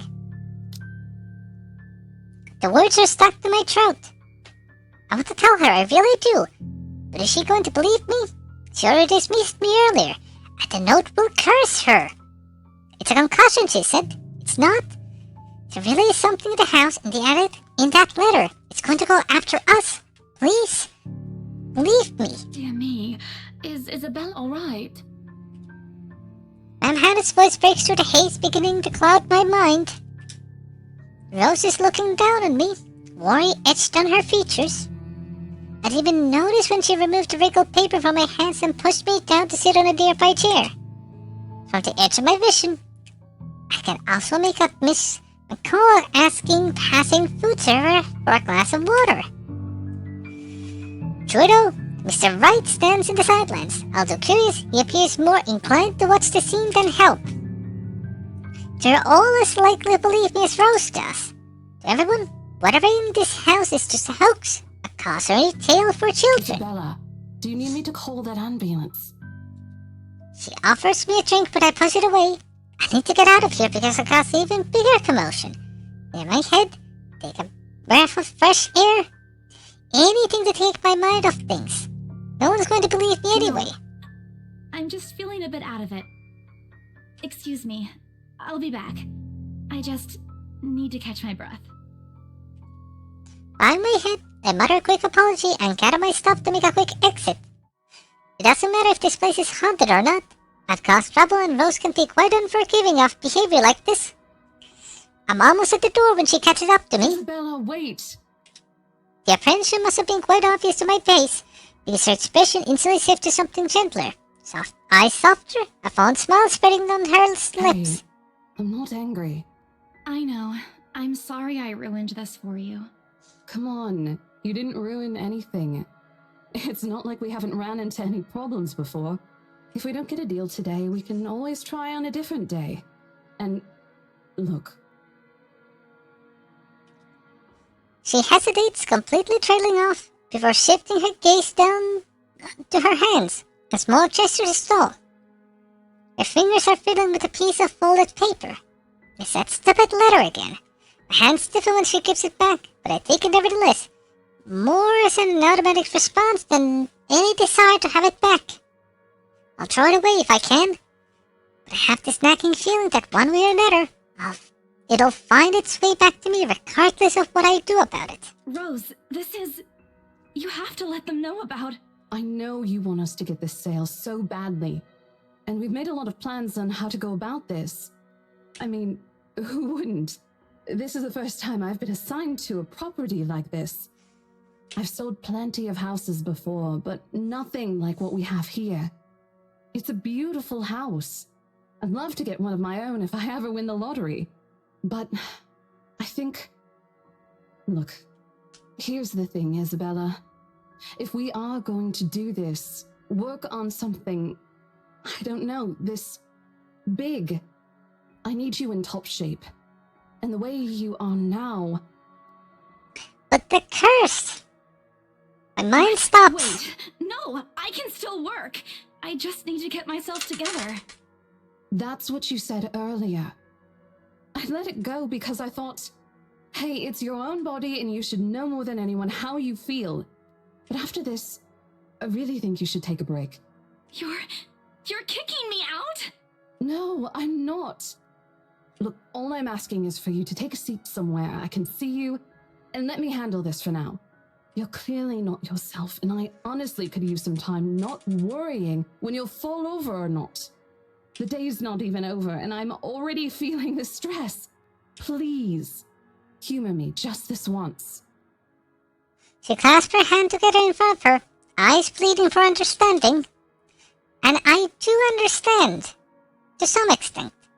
Doesn't mean I'll feel any less awful at myself, the unlucky turn the situation has taken, or for her, I don't really know. I promise I'll give you a full report of what happens after.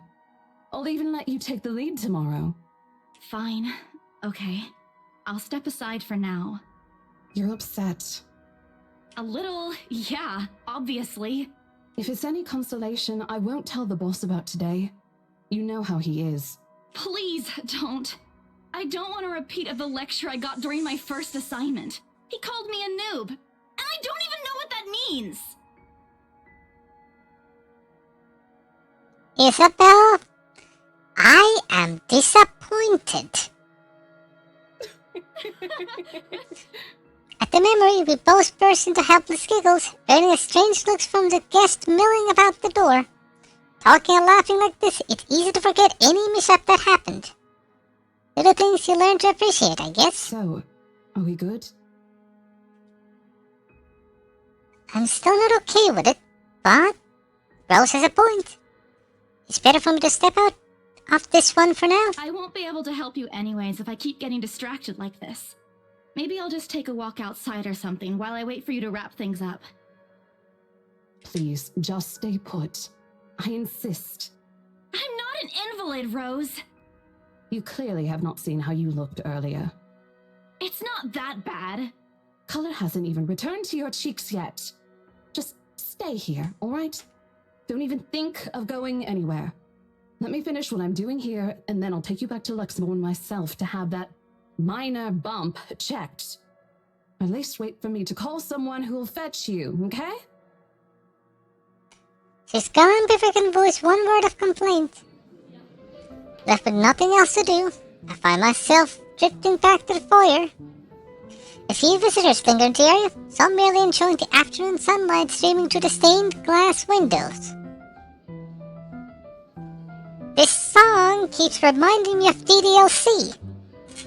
Those few notes. Others can be seen admiring the priceless antiques decorating the room. One group of elders, gathered some way across from me, is occupied with a friendly banter about which one would cost more to buy. A little argument here, occasional laughter and teasing there. I smile to myself. The conversations remind me of what I've been missing these past few months. Rose is probably right. I do need a break. Maybe this afternoon hangout will help. Speaking of, I should call Ash. It's a few hours from what I told him, but he did ask to call once I'm done. It's not gonna go through. Besides, I don't have a ride back. He offered, so I might as well take it. Or bribe him into giving me one. Not that I'll ever accept the latter. Personal convictions and all. Honestly, if there's something I find admirable in him, despite his tendency to annoy the hell out of me, it's that. Well, whatever works. Free ride is still a free ride. This the Rose offers too, despite what she says. I know she'll be busy for the rest of the afternoon, especially without me assisting. Ordering her for a favor as small as this is the last thing I want to do right now. A couple of minutes and few prayers of asking a decent signal later, the call finally connects and... Shut up, I'm Ash from Deluxe City. Baggers, watch out, can't beat me. Looking What? for trouble? How loud is this Better thing not even- lie. I'm a cool dude, pretty fly for an Asian guy. A sharp ring fills the entire hall, disrupting the pleasant quiet that has settled. Soon enough, heads begin to turn in the search of the source, mine included. Sup, I'm Ash from Deluxe City. Baggers, My watch out. eyes started around the small corner before steering in a lone figure crouched behind me in the same group of an old people checking out the minor deckers a moment ago. He's facing away from me, fumbling with something in his hand. Better not lie. I'm a cool dude. But I don't need to see his face to know whose back it is. I'm Ash from Deluxe Oh, City. I'd recognize a dumb parka anywhere. Beat me. Looking for Without trouble? bothering to the end of the call, I marched towards him. Cool dude, pretty fly for an Asian guy. After what happened today, I'm really not in the mood to deal with All this. the times to... Can't beat me. Looking for trouble? Better not. Ashton Frey! That is quite the fancy parka. What happens next is something I'll surely regret later for having not recorded. He jumps, lets an undignified yelp, followed by his phone slipping out of his grip. He bounces from one hand to another in his poor attempt to catch it before ultimately falling flat on the floor with a resounding clack. I kind of feel sorry for the phone and the floor, but it's not every day you get to catch someone like Ash off guard and get a reaction. Damn his stupid detective senses. I'll take every ounce of victory I can get, no matter how small. Ha! An awkward pause passes between us. A blink, a cough. He makes a face. And then, in a quick motion, he ducks and retrieves his abused gadget, while a grin threatens to break out from my lips. He doesn't meet my eyes when he straightens, but a flush has crept up his neck and cheeks. In another universe, where we haven't known each other for 5 years and suffering through his teasing isn't a day-to-day occurrence, the chances are I'd find that adorable. Endearing, even. Unfortunately, this isn't that kind of world. The way things are, I'm already content to see him out of his obnoxiously calm and collected disposition. Hello to you too, Scaredy Cat. I could stand to be greeted like a normal person, you know. I like the fact that his name is now called Asshole.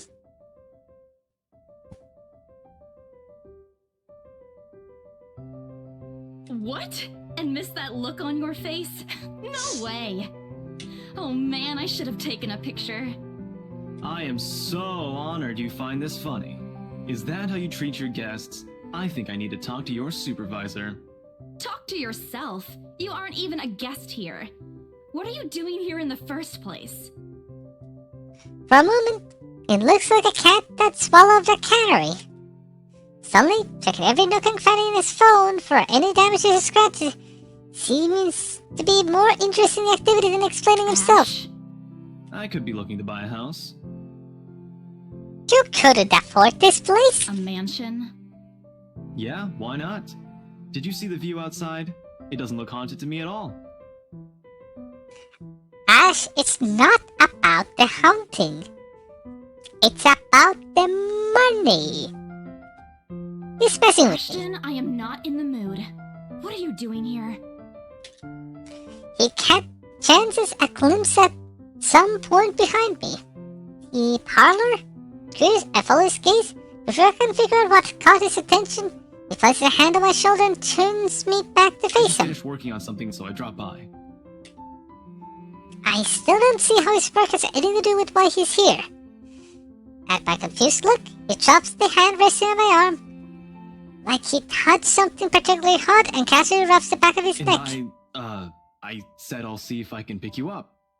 Turns out I can. Free time and all. So here I am. Figured you'd still be busy, and so I roamed around for a while. Ash? Are you psychic? Oh, you should have mentioned that sooner. I was about to throw you out. Throw me? Hey, I was given a pamphlet. I think that makes me a legitimate client. We have mandatory sign-in sheets for clients, Ash. I didn't see your name on it. Busted! And you can't just roam around because it says open house. Normal people actually follow an etiquette here. Isabella, absolutely no one here is normal. It's just a bunch of elderly and very pompous rich people. Right, okay. I think I'll just go ahead and... No, wait. I wasn't really going to throw you out. Rose said... Never mind. I was just about to leave anyway. Wait, what? Now? Something must have shown in my face because he pauses and gives me a long, hard stare. Sometimes I forget how easy reading people is for Ash, given how he often looks as if everything around him is a chore. I avoid his eyes, hoping he'll drop the subject and won't ask for any more questions. Last thing I want is to tell him what happened, especially the part about the ladder. In fact, he's the last person on Earth I'll ever think about telling him to, if I can help it. Sure, he's a dependable guy. God knows how many times he's helped me, even without me asking for it. But stuff like ghosts and the supernatural? He'll never believe me even if he hears it from a friend. Except maybe if it's Becca. On a good day, most harmless thing he'll do is to give you an explanation why those things have no chance of being real. At worst, he's insufferable. He'll poke fun at you at every single chance he'll get. Asshole. What did I ever do to him? He never does that to Becca or Zach. I can already imagine how things would go down the moment I spill a word about what I saw. Nope. Over my dead body. Before it catches his attention, I shoved the letter deep into my bag. What's wrong? Nothing. Let's just go. Doesn't look like a nothing to me.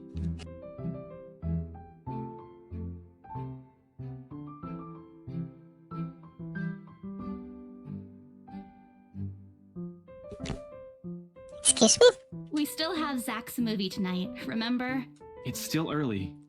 And didn't you say your shift will end around 5 or 6? What about... Hey, Isabella, wait up! A rush of air greets me as soon as the main doors open. Not the usual autumn drift, but still a welcome change from the stifling atmosphere inside the mansion. As his footsteps are quick behind me, the soles of his shoes stamping hard against the polished concrete in an awkward cadence as he rushes to catch up. He calls out once, twice, the mansion still looms in the background, whispers calling me back, shadows beckoning.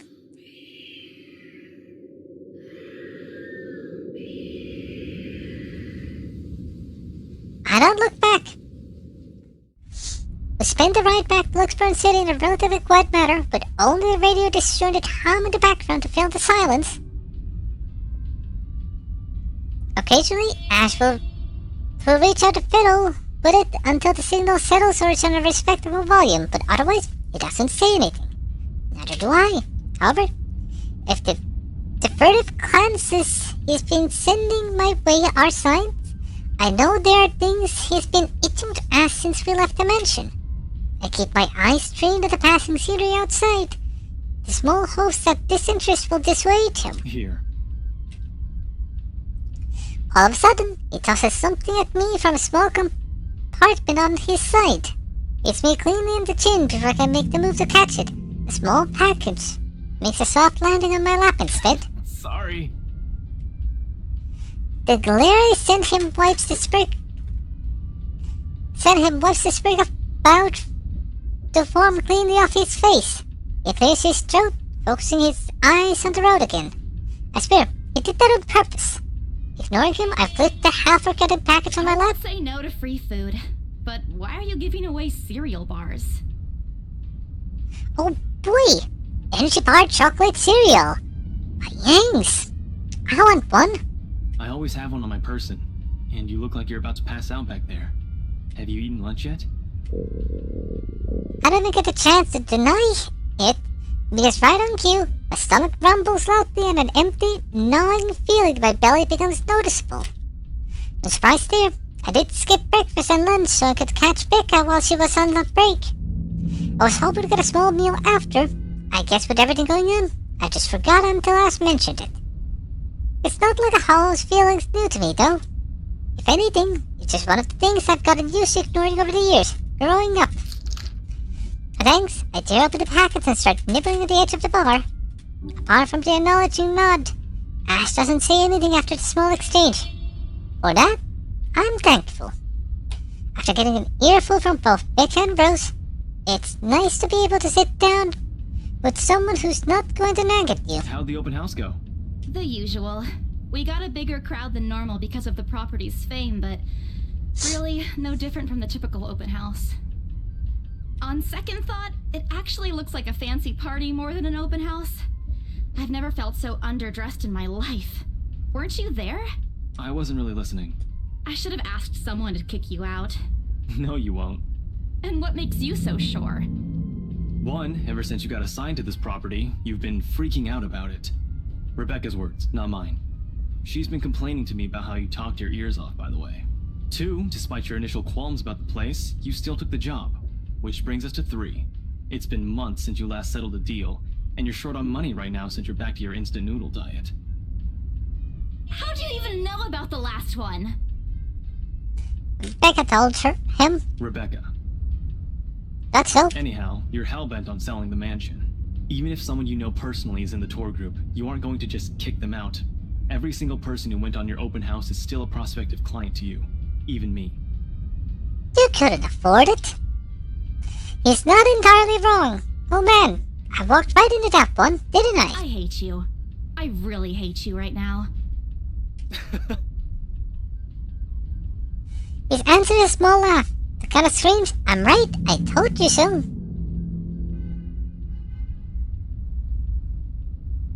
Also, Tom, think I don't see the Tsar box on the left there?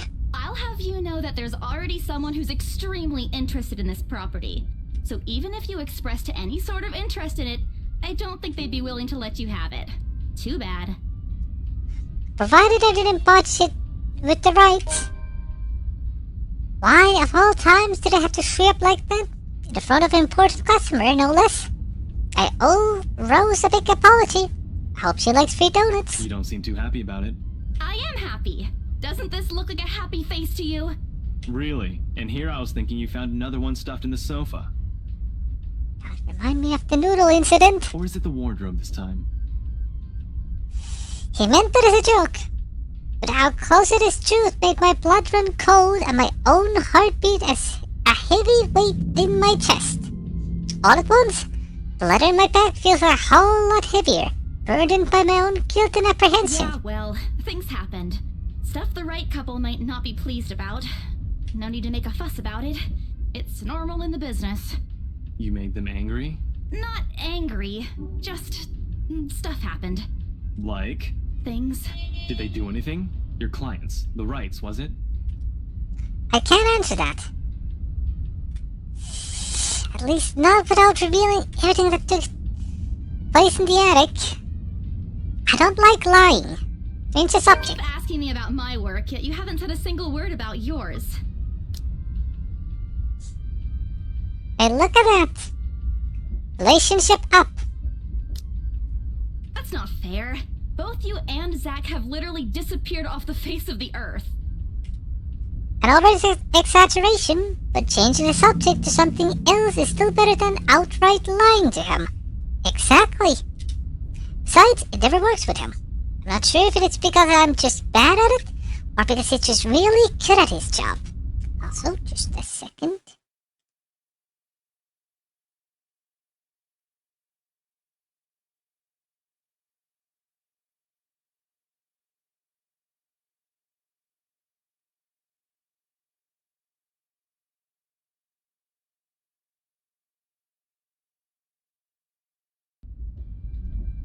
He doesn't answer immediately, while momentarily shifting the glance over me and returning it back to the road when he has to make a sharp turn. Outside, the sun has already started to descend, casting a vibrant orange glow on the tall buildings. I wonder how long before we reach the venue of Zach's film? Checking the street side outside, it appears Ash has taken a longer route. Odd, but he's probably trying to avoid the rush hour traffic. Didn't we just talk a week ago over chat? That's different. Linking your awful memes in the group chat box every morning isn't exactly a conversation. I disagree about that. Excuse me, I don't hear you calling them awful while you're laughing at all of them. Shut up! And you aren't answering my question. Veterans in a soft punch, arm. I did laugh at them, but I'm not going to give him the satisfaction of knowing that I find most of them funny. It'll only make his head bigger. Stupid Ash! Alright. Lay off on the abuse. Remember that case I mentioned before? We've been trying to pin the bastard down, but it required more work than we anticipated. The guy's slippery like that. We got some good lead months ago. He recounts what he's been doing in the time we haven't seen each other. His usual work, the occasional small investigation, the big case he's been stuck working on, the stuff he couldn't mention the brief time we catch each other online.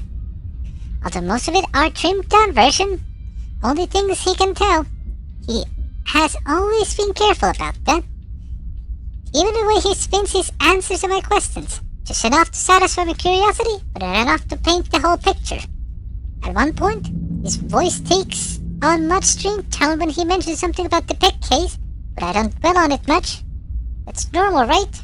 I mean, you wouldn't be frustrated if you couldn't bring up someone to justice, because they keep slipping out of your fingers. If I were in his shoes, I'd definitely lose my mind. His stories never cease to be entertaining, regardless. If things weren't the way they were back home, maybe I would have considered taking the same job as him. Well, nope, not really. Mama would never allow that. But the idea is still there. Along with count of the otters I've let go. Time passes quickly between us in this matter, and before I know it, we're already at the movie house. The point of no return. Oh no! Pocket Chippy coming soon, and a Buttcat. The Live Fest, a sort of Luxburn independent music, film and theater festival, attracts a bigger crowd annually, and this year is no different. I've already been to a few indie film screenings with Zach, so I'm not an expert on this matter, but I know that people hoping to make a break in the industry, getting your film recognized by a local client like this is already a big deal. Especially for a newcomer like Zach.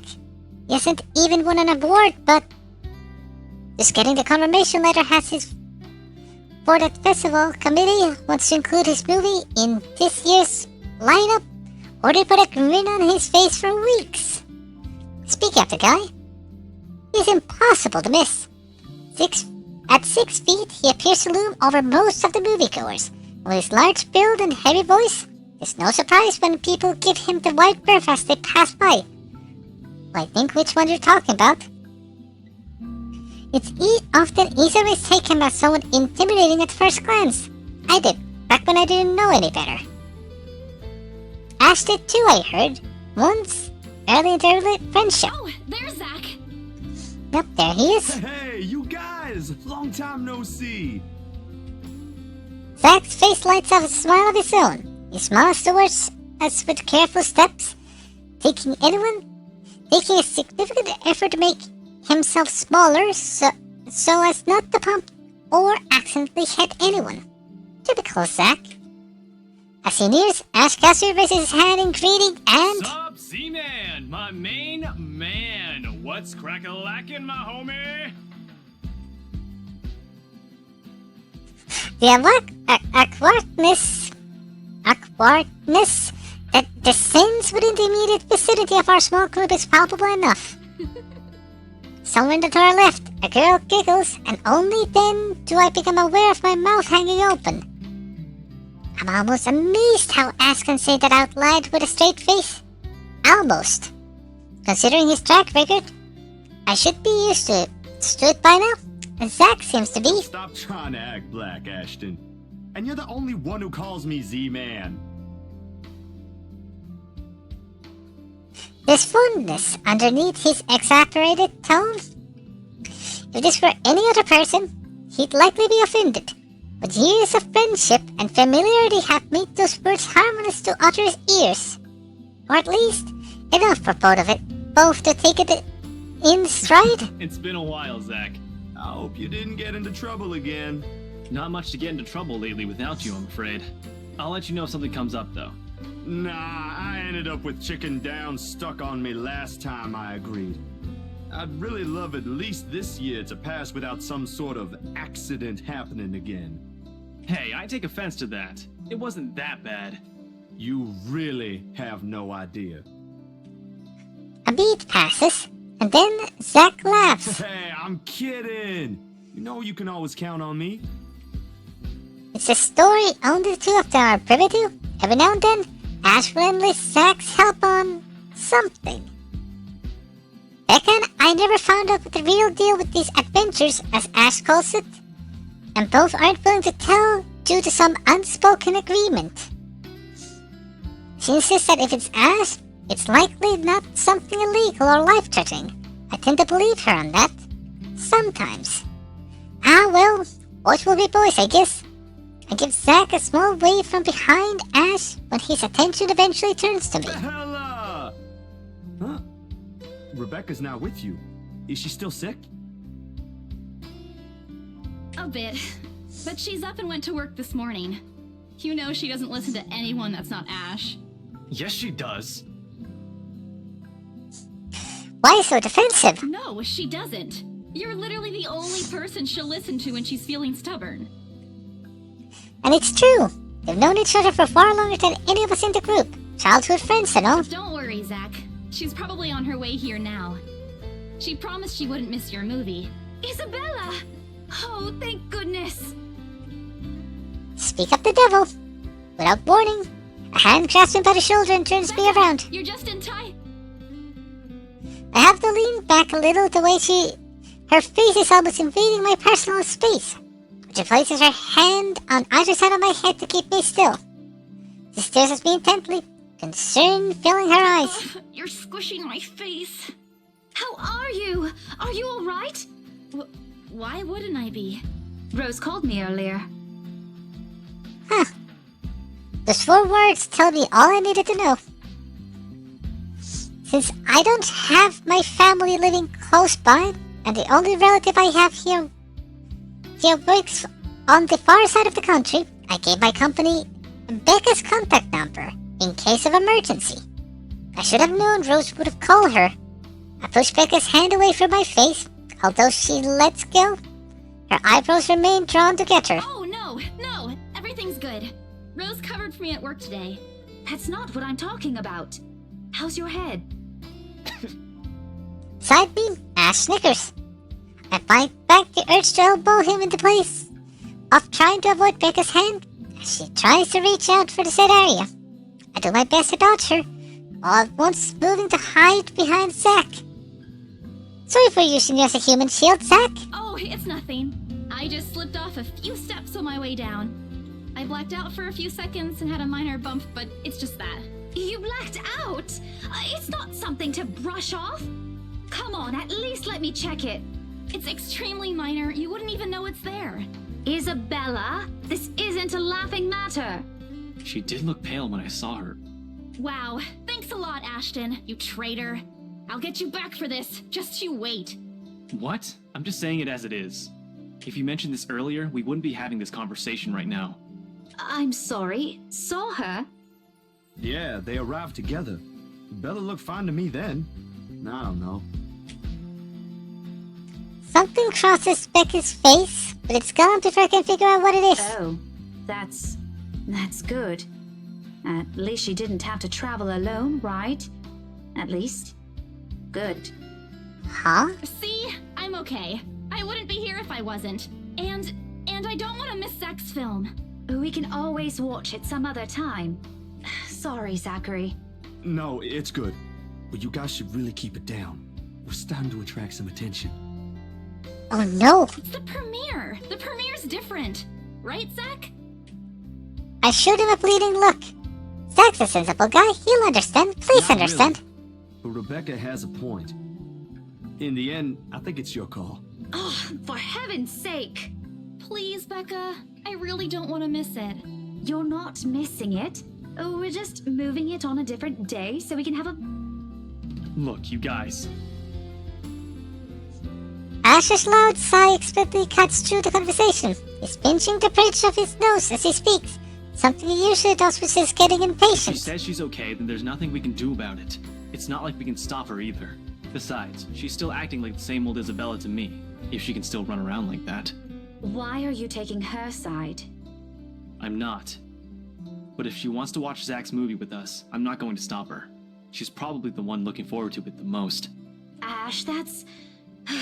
You, of all people, should know... Tell you what, if I notice something amiss with her, I'll take her to the nearest hospital myself. Is that good enough for you? I already know the answer before Becca voices it out. When at last she releases a deep breath and nods, albeit with great reluctance, I immediately pack her into a hug. Thanks, Becca. It's always been you with him, isn't it? Did you say something? Me? Nothing. Don't mind me.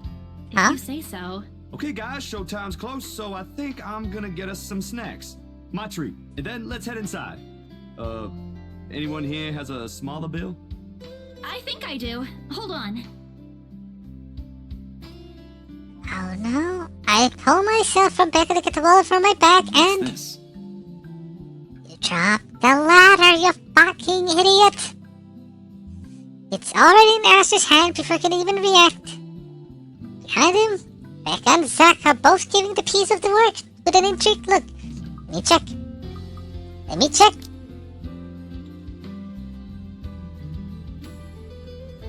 That's everyone. Everyone has been now infected with the curse. And because we shared it with more than 5 people, we're safe.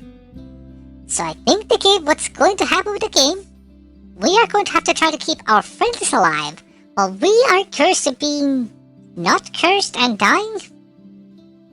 Unless we do something really stupid. No! Give it back! It's just a paper. I don't care! Give it! Looks ancient, too. Why do you keep this around? I didn't reach for it, but he holds the paper way above his head. I've never been particularly sensitive about my own height. Right now, I really wish I would have that advantage over him. Don't open it! I mean, we're just 5'2", we're really short. What's the big deal? Compared to it's a these love letter. giants. I don't see any reason to... Hold on a second. This isn't it? Even if it is, it's not for you. Okay, now I'm curious. Damn it! I'm telling you, it's nothing like that. It's... The rest of my words are lost when he unfolds the paper. Too early for Halloween. I can't breathe. My heart feels like stuck in my throat, pounding, threatening to burst out. Vaguely, I note my hands are trembling to at my sides. Clasping them together doesn't do any good. They're still shaking, but I hang on to them regardless. The awful sick weight that has taken to the core in my stomach, like back in the open house, returns full force. How do I fix this? How do I fix this? How do I fix this? Someone, please! Today's turning out to be a horrible nightmare. Send this to 5 people or else. Well, that's interesting. Guys, I think we should listen to Bella first. Aren't you a few days early for Halloween? You're right. Every game now hits properly on the Halloween. I can see why Amber wanted me to play it. Now we're late. Ash waves the paper in front of me, giving me a fleeting glimpse of its contents. I don't need to see. I don't want to see. Letters to words, every stroke within blood is already embedded in my mind. Maybe I should have just thrown it away when I had the chance. That way, It's not a prank. It makes all of them stop. Even I am surprised how steady my voice is. What did you say? This isn't a prank! I saw something! Hold on. Are we still talking about this paper? Or is it about the urban legend again? Both. Both. I know it sounds ridiculous. Ah, you're my co-commentary now? Good job, Isabel. You're saying this is a primitive version of a chain letter, and now that we've seen it, we're now cursed. Yes. You've got to be kidding me. See? This is why I didn't want to tell you guys. Isabella, aren't you taking this a bit too far? It's not a joke! Will you guys listen to me first? I saw something in the house earlier. It stood right in front of me. If I hadn't gotten away, that thing might have... Right. And in broad daylight, Isabella. Even someone gullible would find the logic in that screwed up. There's also no way in hell that this supernatural shit is true. But it's real! What do you think I saw? A hallucination? A delusion? Didn't you say you fell down some stairs? So maybe Rebecca's right. But that happened before we fell down the stairs. It happened after, when I was trying to get away. I almost got stuck in the same room with that thing. We're all in danger. I thought you were my friends. Why don't you believe me? Isabel's looking real angry. We are, and you know that. But this thing and that thing has got nothing to do with the other. When Rose called earlier, I thought she's just exaggerating. But based on what I'm seeing right now, maybe it's better if we really postpone this for now. Don't bother. Without another word, I snatched the letter out of Ash's hand and stuffed it back into my bag with more force than necessary. I'm tired. I got cursed, saw a ghost, we lost the sale, got kicked out of the open house I'm supposed to be hosting. My own friends won't believe me, and all of them think I'm crazy. To top it all off, there's a dull ache at the back of my head begging for the attention I can't afford to give right now.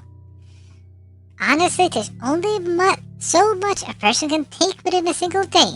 I just want to go home, curl up in my bed, and never think about the day today. But before I can take a single step from the group... Guys!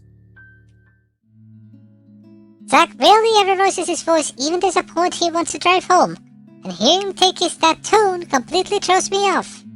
Even Ash and Becca. Whatever harsh words have yet to come out of the argument immediately die on our tongues. Why don't we all calm down first? I'm sure Isabella has her reasons too. No need to be hard on her. Yeah.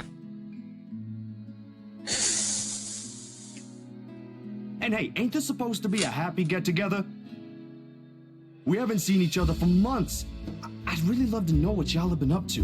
I only ever get to talk to Bella over chat. Please. He has a point. Ash, was its attempt to look cool and distant, has also been looking forward to this. He even took a time to call this morning for a reminder. He never does that. Becca too. I'm sure there's another reason why she got out of bed today. Yet, despite Zack's attempts to lighten up the Ash's and Becca's questioning gestures, the tightness in my chest remains.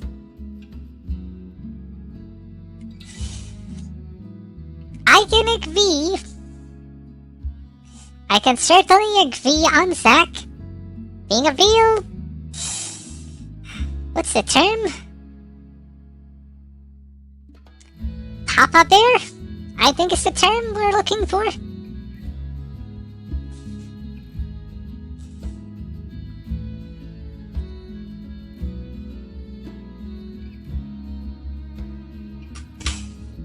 But as for the other characters, I'm not sure if I like anyone more than Isabella, to be honest. Sorry. My brain completely blanked out there. I should have just kept it myself, or at least went with the idea that it's a prank. If I did, things might have not turned out the way they had. No sour mood, no bad vibes. Careless. So careless. It's obvious. Stay for the movie. Zack up, Ashton up, but Rebecca down.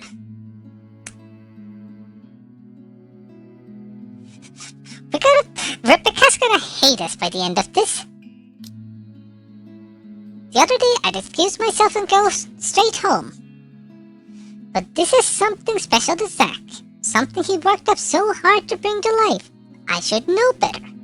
I might be having a bad day, but being with the few people I care about far outweighs the idea of spending the rest of the day throwing a tantrum alone in my room. And what if the thing in the attic follows me home? I don't want to be left with my thoughts either. I can still see whenever I close my eyes. And maybe if I stay, let our heads cool down first before telling them what happened, they'll listen to me. There's nothing can solve with a calm head. Hello, Hikaru. You arrived with the chicken. Which is a good thing too, because our main character Isabella hasn't eaten anything else but a chocolate bar. One step at a time, Isabella. That's what Mama used to tell me. Besides, I don't have heart to ditch Zack. A smile is back on my face when I look back at them. If we keep arguing here, we're going to miss the first few minutes. Alright, that's the Isabella I know. Oh, good. I thought for sure you were going to cry. This time, I really do send an elbow straight to his stomach. Stop it, Ash! Vertically challenge has its perks too. What was that for? Stop calling me a crybaby! I'm not one. Oh, don't cry. Stop it! Okay, scaredy cat then. That too. If you repeat that, I swear I'll... Let's just go. Without another word, Becca goes inside. She doesn't even stop to wait for us when I call after her. Ash and I exchange looks that same question likely swimming inside our minds. Did something happen at school after I left? Is she having a bad day too? I'll try asking about it later, I guess. So, you guys go catch up with her. I'll go get us the food I promised. But you'll miss it. Didn't you say watching a movie without food ain't fun? And it ain't like I haven't seen it. I made it, remember? Fair. Be in there soon. One really tap on my shoulder and then he's gone. A few moviegoers are still milling about. Some are still waiting in line for tickets. But otherwise, most of the crowd are already inside. There's nothing much for us to do here now. Not a word of protest comes from me when Ash gestures the two of us to head inside. And then? Are you sure it wasn't one of the cleaning crews? Absolutely sure. Somehow, halfway through the movie, the conversation steered towards what happened in the mansion. To be fair, Zach was the one who brought it up again. Oh, so it's this kind of a movie, I see. In his own movie's premiere, not films just serving as a background noise while we're speaking in hushed tones, careful not to disturb anyone inside the small hall. Not hell. Well, except for Ash. I just hope we don't end up arguing about it again. We'd all get kicked out for sure. Though, with how loud Ash's voice is, we'd probably get thrown out way before any arguments happen. Only Becca still remains engrossed with the movie, completely ignoring us. She's been quiet the whole evening, speaking only when referred to. If I didn't know any better, I think we did something that offended her. Did we? And then I ran. You heard what happened after. I still think it's something else.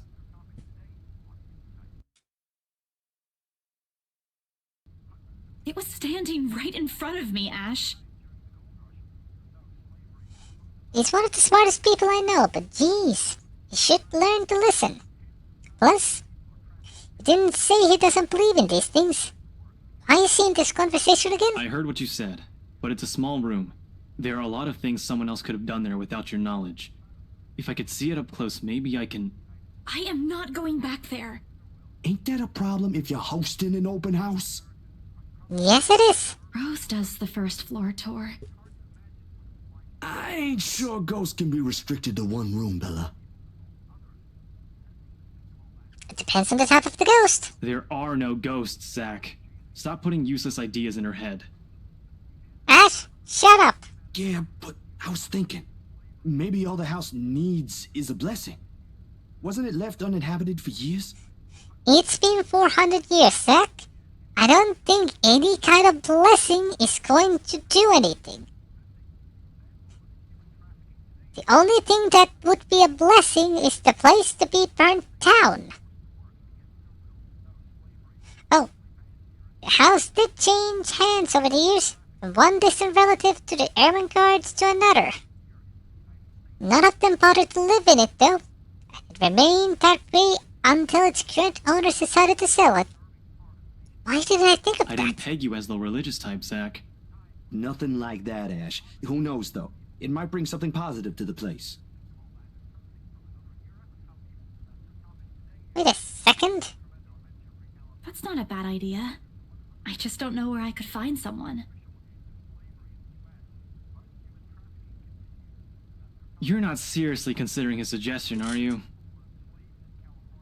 You know, that's actually interesting. So Ash here doesn't believe in ghosts or anything supernatural. But judging from the cross on his neck, that is, he might be a religious person. That is curious. Do you have a better idea? I know where. I can contact him for you if you want. Zach, I'm worried who you're calling. You'd do that? Or we can find you a psychologist instead. There are very few times in my life I wish my glowers can kill. And this is one of those. That is not a very appropriate thing to say right now. No, wait, that's not what I meant. Ethnographer. I meant ethnographer. This guy's a psychologist too, of course, if you... The heck's an ethnographer? Chat, can you translate to me? What's an ethnographer? Ashton, if you don't stop... Rebecca knows the guy I'm talking about too. She can vouch for him. Becca tears her eyes away from the screen at the mention of her name. What? Oh, are you talking about Professor Andrew? He used to work with my parents at the university. And can you guys keep it down? Sorry, the scaredy cat here mentioned curses. Not that I'm saying this is one, but talking to him is a better solution for me than getting a random priest to bless an old house. Maybe?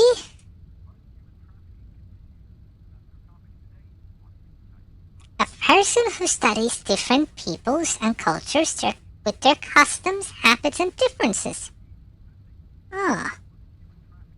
I see. He'll even help you figure things out, teach you a couple things.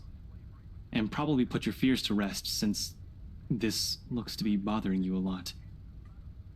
A collaborative method for collecting data often used in social and behavioral sciences. Data are collected through observations and interviews, which are then used to draw conclusions about how society's individuals function. Ah, those kind of people. Alright, thank you, Amber. Ash might be right too. However, what Zach suggested is something I'm more familiar with. Granted, they don't believe me. They're only giving me these suggestions to put my mind at ease. But it's better than being ignored or being laughed at. I can take comfort in knowing they're willing to hear me out. So, what do you think? It's your call. We'll go with whatever you want. I don't know. Ooh.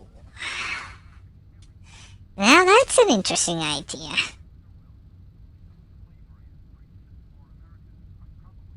Granted, I feel like that both of the choices are not very useful. However, I feel like that the priest will not help us out. I've seen the paranormal activity. The priest will be absolutely useless. They cannot fix this. The professor might be able to shed some light about why is it cursed, though. Here's my logic on that. I'll think about it, but if ever, I'd like to give talking to Andrew a try. Ashton up, and Zachary does not hold a grudge on that. Is that okay? Won't he have other things to do? He is a bit busy, but he'll make time for me. He's my go-to person when I'm stuck in something. He won't mind if I bring a friend with me this time. If you're sure. I guess that settles it then. Guys, I said keep it down. You keep insisting that we still watch it, yet you're not even paying attention yourselves. She looks real mad. It ain't a big deal, Rebecca. I'm the one who broached the subject in the first place. It's still your film, Zachary. A good film, mind you. You worked hard on this. The least we could do is watch it with you. And that's what you're all doing. I really appreciate all of you making time for this. Sorry, Becca. We'll stop now. Yeah. So just a second. I draw an apologetic look. Even if Ash is the only one she should be reprimanding, but her attention is already back on the screen. She's ignoring us again. Becca's acting this way. There's a big chance something's nagging at her. We really need to talk. We all fall into comfortable silence after. The kind you only can share with people you're most at ease with. For the first time today, the letter lays forgotten in my bag, if only for a few hours. Journal update. Luxburn Independent Film and Theatre Festival celebrated its 9th year, discovering new creative talents in the film industry.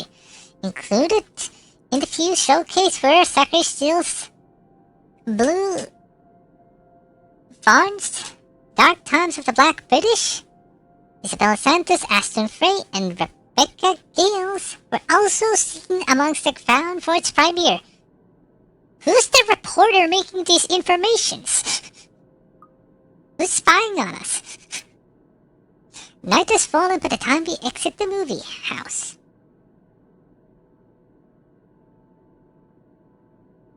Despite the late hours, streets are still bustling full of people. Those about to head home, those set to meet someone, even those simply wandering about. Walking the sea of unfamiliar souls, it strikes me how easy it is for one to get lost in a city as nondescript as Luxborn. I was afraid too, at one point, back when I was new and had to set foot in this place. Now, with familiar faces walking with me, it feels a little like home. Zach and Ash bid us goodbye shortly after Becca and I crossed to the other side of the street. The former claiming he's got a few freelance jobs to take care of before the day ends. And Ash? Who knows? He never talks. Sometimes he'll just randomly appear at your doorstep looking for a place to crash. Does that a lot with... He does that to Zach a lot, much to Ladder's frustration. He's a busy guy too. In spite of laid back air he gives off. For today, everyone. No problem, Zach.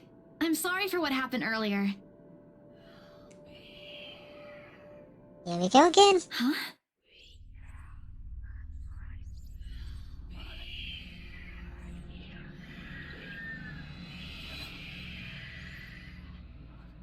A sensation.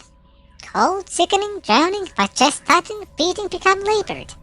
I can taste blood in my mouth. The edges of my vision blurs. In the distance, amidst the countless nameless people going about their lives, a voice reaches out to me. Bleeding even as I clench my eyes tight and clasp my hands over my ears. Whispering and whispering and whispering. Calling out.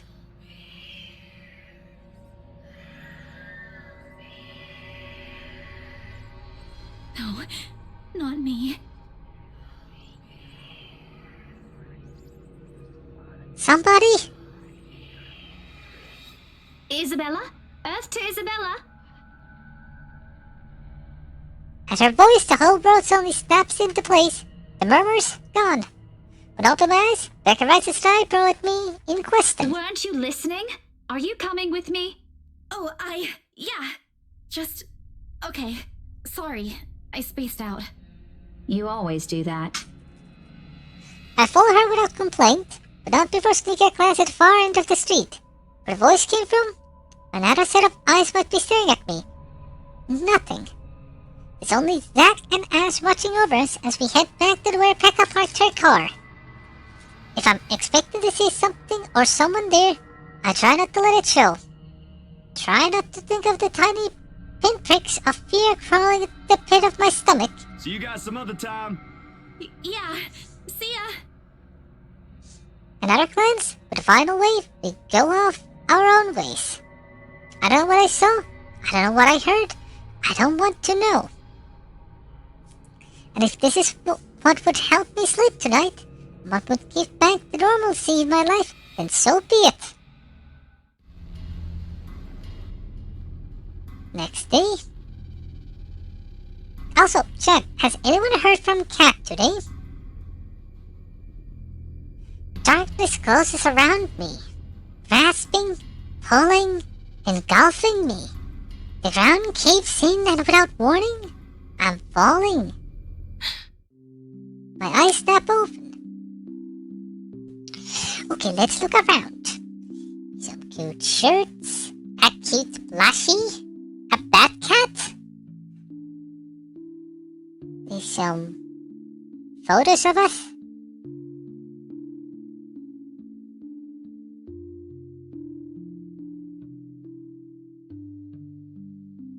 TV's on. A CRT at this day and age. And there's a cup of noodles. So many of them. For an instant, it doesn't immediately register where I am. I didn't even notice the sheep blushy. Both my back and shoulders ache after I've fallen asleep, all hunched up. Stopped the night before. Drenched in sweat, the messed up pillows they often keep around me feels more suffocating than comforting.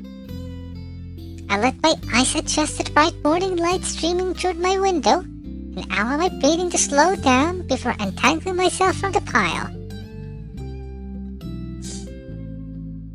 I haven't had a single dream since coming to Luxburn, or at least none I can recall having. It's a shame because they used to be so vivid. Not the crazy vivid, the more pleasant kind I'll tell my siblings about. Maybe it's just the stress of living alone? The knowledge that I always wake up in the empty apartment, no one to tell the stories to. What time is it? A habit forces me to look over at the clock, even with the soreness weighing heavily on my shoulders, the compulsion to never leave my bed for today. For today? In a heartbeat, I'm up. Oh man, of all the times to oversleep. Towel? Where's my towel? Admittedly, it's weekend. It's an unspoken rule that entitles me an extra hours of sleep. But if Rose didn't kill me yesterday, she'll sure as hell will now. And right after what happened, oh Lord, one box of donuts as a peace offering won't be enough the second time around. Grabbing my towel, I'm already a few steps away from the bathroom when a muffled ringing breaks out from my bag. It's a momentary decision at first. I find conflicted whether I should ignore it or answer it. What if it's Rose? Worse, our boss. As she's in the end, the rational part of my brain went out. The letter from yesterday peeks out when I pulled the device out. Just the sight of it is enough to put me in a foul mood, and it takes every force of will to ignore it in the favor of answering the call. The caller ID reads Mama. It's around 4:45 p.m. in the Philippines right now. An unusual time for them to call. Usually it's around noontime here. I'm the one calling, not the other way around. Better for them to make use of money on something else than an international call. Regardless, the most cheerful tone I can gather. Hello? Hello? Grace? How are you? Mama! I'm doing okay. How are you guys over there? We're good. EJ won a storytelling contest at school the other week. Brought home a medal. I thought you should know. There's a tired lilt in her voice as she speaks. It's been there since Papa had to leave his job. I wish there's something I can do for her. But from miles away like this, the least I'm able to is not to make her worry. Also, can I really not... journal? Profiles? They're all undiscovered. I was hoping I'd get more info, but I guess not. If only my older partner would actually lend her a hand. Lord knows if that'll ever happen. Odds are, Julia Jordan's already out drinking right now. Again, I can't count on my older sister either, knowing she has a family of her own. And, well, 8 hands find it. 8 hands financial situation is exactly great right now. Having run herself knee deep in debt. Great! That's great! Tell him congratulations from me. And let him know I'm gonna send him a little something extra this Christmas. How about Nico? Karen? Michael? I hope they're okay? They're doing well. They wanted to talk to you, but they're all busy with school. Oh no, that's fine. I don't want to bother them. Just tell them to keep doing their best for me. I'll just call back when I know they're not busy. And Papa? How's Papa doing? It's a subject I'm a bit hesitant to approach. The way Mama's voice hitches, she doesn't want to bring it up either. Papa... Grace, he's having a little difficulty right now. Weak appetite, he's having trouble swallowing, and lost a few pounds. But the doctor said we should keep encouraging him. It just means his body's accepting his new treatment well. The money you sent last time helped a lot to pay for it, by the way. Oh, I see. That's good. I won't deny that life has gotten tougher for our family. It used to be easy back when Papa was in good shape. But ever since she was diagnosed with a sickness 5 years ago, he had been unable to provide for us. Now the burden of feeding 8 mouths and selling Papa's bills all rests on my shoulders. Although Mama makes a little accepting doing the laundry jobs in our neighborhood, it's scarcely enough to cover the cost of the day-to-day living, let alone the bloating hospital bills. We can't even expect help from our own government because health insurance there barely covers anything. That's rough. I'm sure he'll get better soon. Is he well enough to talk? Do you think I'll be able to speak to him, Ma? Silence. I started to think the call got cut until... Grace, maybe it's better if we transfer Papa to a different hospital. Somewhere cheaper? What? Why? Did something happen? Is it the deposit issue again? Give me the hospital's number. I'll talk to them. No, it's nothing bad. The service here is good. Too good. Even the doctors. But I'm worried you're working yourself to the ground because of it. Mama, we've been through this before. I want the best for Papa. And don't worry about the bills or the medicine, or me for that matter. I can handle myself. Everything's going well here. In fact, we're about to close a large sale. Hopefully. If not, then I'll find another way. She doesn't need to know that. Sorry, Mama. You taught me not to lie. Yet, look at what I'm doing. I'll have money to send over soon to cover the rest of Papa's treatment. And there's more than enough for Karen, Nico, Michael, and EJ's school tuition, too. Thank you so much, dear. I appreciate it. We all do. But I just wish you'd come home to us soon. Huh. Alan Kauri? When are you coming home? EJ, the youngest, used to be the only person asking me that. How do you respond to a question you don't have a definitive answer to? Give me a second.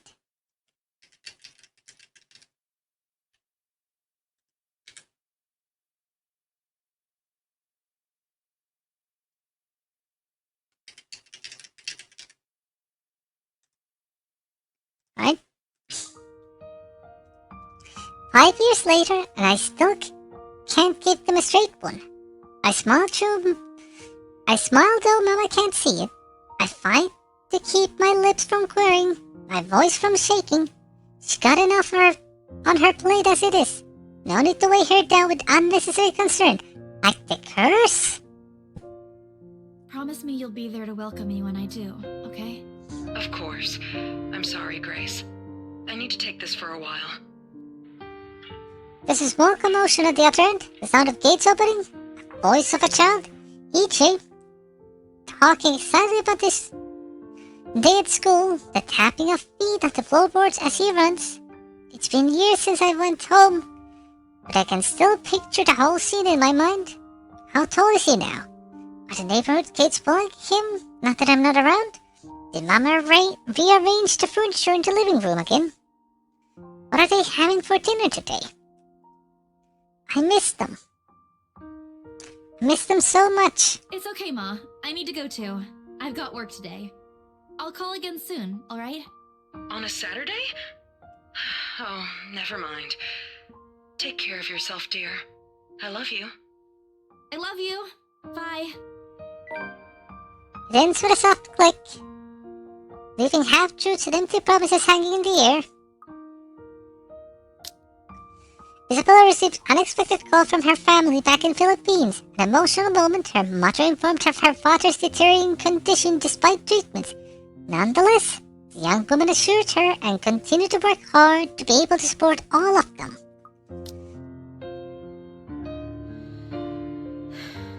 Closing my eyes for a moment, I take a deep breath and shake away the thoughts beginning to swim inside my head.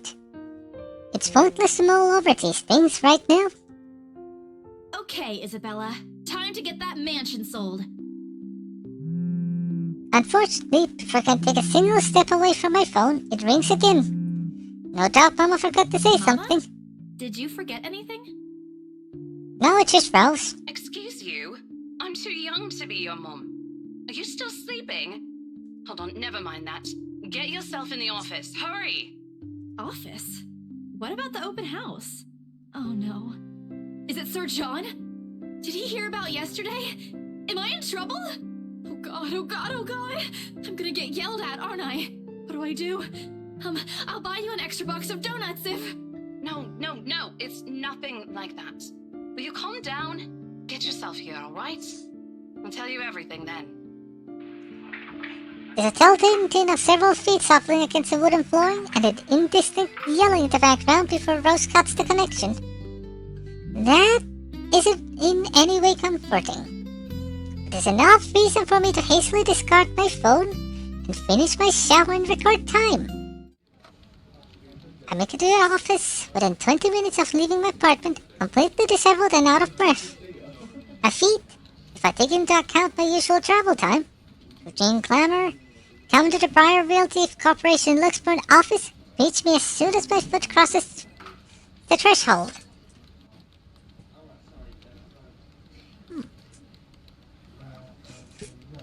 Rustling papers rustling, telephones ringing in sporadic intervals, agents talking at varying volumes, staff moving about, and... Where the hell is C? Where are my employees?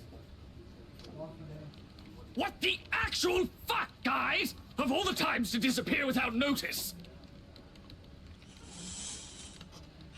Oh boy. My boss's words turn muffled as someone else closes his door in his office, likely the work of our HR manager. Throughout the past weeks, it's been a bad mood over a few employees who have failed to report to work. I hear they're still trying to get a hold of them, but to no avail. The result is, half their workload has been shifted to all available staff, so as not to lose clients. Not that I mind the extra work, if anything.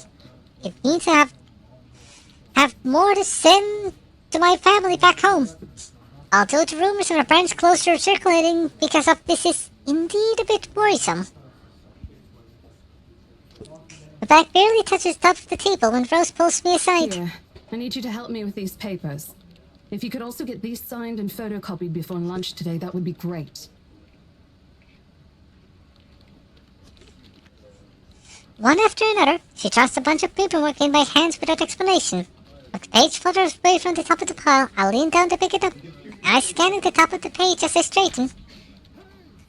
A purchase and a sale agreement. So Rose simply gestures her thumb in the direction of our visitor lounge, and I tilt my head in question. There, seated on a sofa and looking completely out of place, the humbly decorated room, the same couple from the day before. The Wrights. Something bubbles in my throat. Their presence in the office could only mean one thing. You're buying it? We got a deal? Just watch my hand tucking her sleeve, although her eyes are alight with something akin to joy. She wants the sale to happen as much as I do, and now that it's here, the deal needs to be closed yet. Documents need to be signed still, but the elation is there. Along with the foreboding feeling I can't quite pinpoint. I had to do a little damage control, but they're already interested in acquiring the property, even before they attended the open house. I mean, isn't it obvious? They already hired an interior designer. I've never seen a buyer as aggressive as Madame Wright. She didn't even try to negotiate a lower rate. One at a time, Rose. I can't process everything you're saying at once. What do you mean? They're paying 15% higher than the listing price, as long as we get the paperwork done as soon as possible. Impressive? I think if we allow it, they'll be paying up front, too. Even with that urban legend? Rose nods. I'll be right back. And you get something to drink.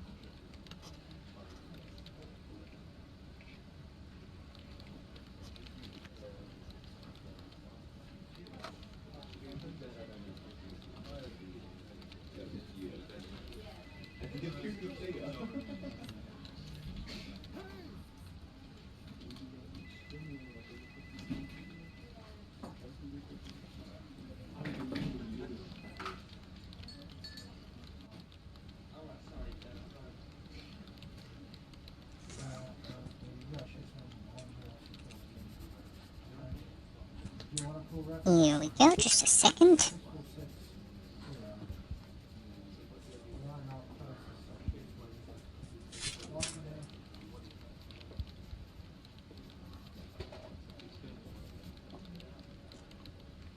Here we go.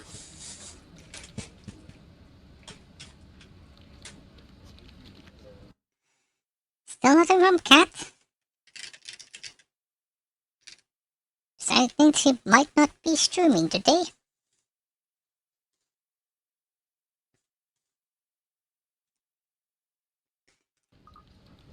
Oh, I was so sure we lost the sale after yesterday. Don't look so surprised. We still have to conduct some last few checks before we completely hand it over to them. Please. I'll happily do the paperwork duty, Rose. I'll even go to the land registry myself and make sure the property changes hands with every single legal blessing. Don't they have better things to spend money on? I'd have it down to the lowest possible price if I were in their place, especially with the stories attached to it.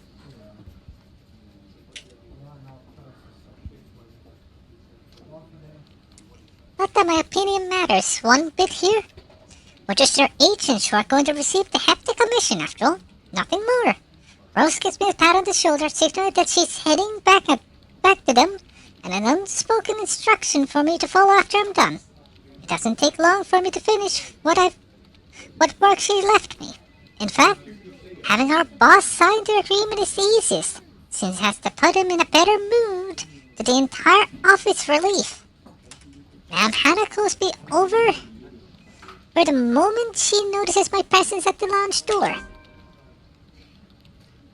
She typically welcomes me with a bright smile, her movements more open than what one would typically expect from a passing client to have. Oh, Isabel! How are you feeling? You looked awfully dreadful yesterday. Oh, you remember? Isabella, I'm fine now, ma'am. I appreciate your concern. I don't really understand why they can't get my name right. It's a fairly common name. It shouldn't be too hard to remember. Regardless, I hand them their copy of an agreement. Wonderful. Your team works unbelievably fast. Well, there's a lot of money involved. Ma'am Hannah skims through each of them with a scrutinizing eye, checking every page for any inconsistencies and errors. Despite the unassuming impression she gives off, she appears fully aware of what to look for, and the process contracts like these undercolors. It is surprising, to be honest. I haven't pegged her for someone who is well versed in these things, yet here she is. She shows some of it to her husband, and he responds with the same passive interest as if he's more than happy to leave everything to her. I can't tell if it's purely because he believes she's capable enough, doesn't care about what they're buying, or he simply finds paperwork tedious. Apparently satisfied with what she's seen, Ma'am Hannah claps her hands together before extending it to us for a shake. Rose and I release a breath we've been holding, both of us more than happy to return to Chester. So is it then? Are you really sure about this property, ma'am? We could easily find you a bigger one among our current listings. Something with a modern touch? Isabella, don't do it. Something's not haunted, perhaps?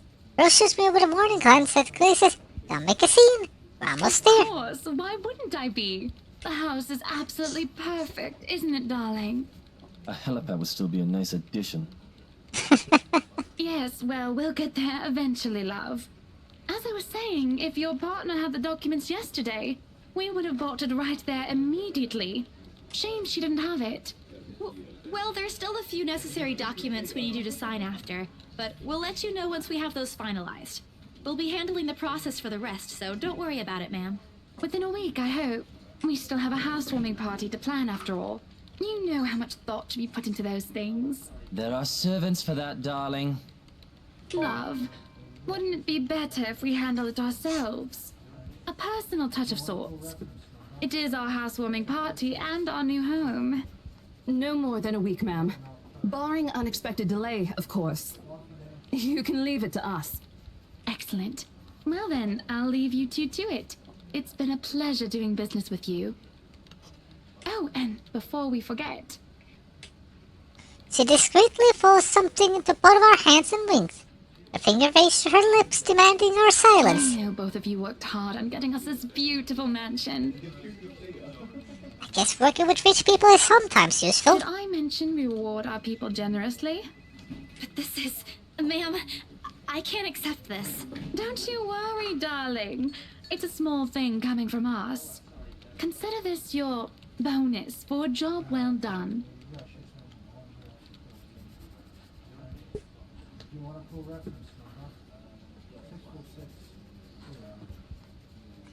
She smiles sweetly, like this is simply the most normal thing to do in the world. Before I forget, my lovely interior designer would appreciate it if you hand her a copy of the floor plan as soon as possible. She's dying to work on the house. Don't use the word dying here. Be more genre savvy here, now could you? You can do that, yes? Here's her contact. Certainly, ma'am. We'll have it processed as soon as possible.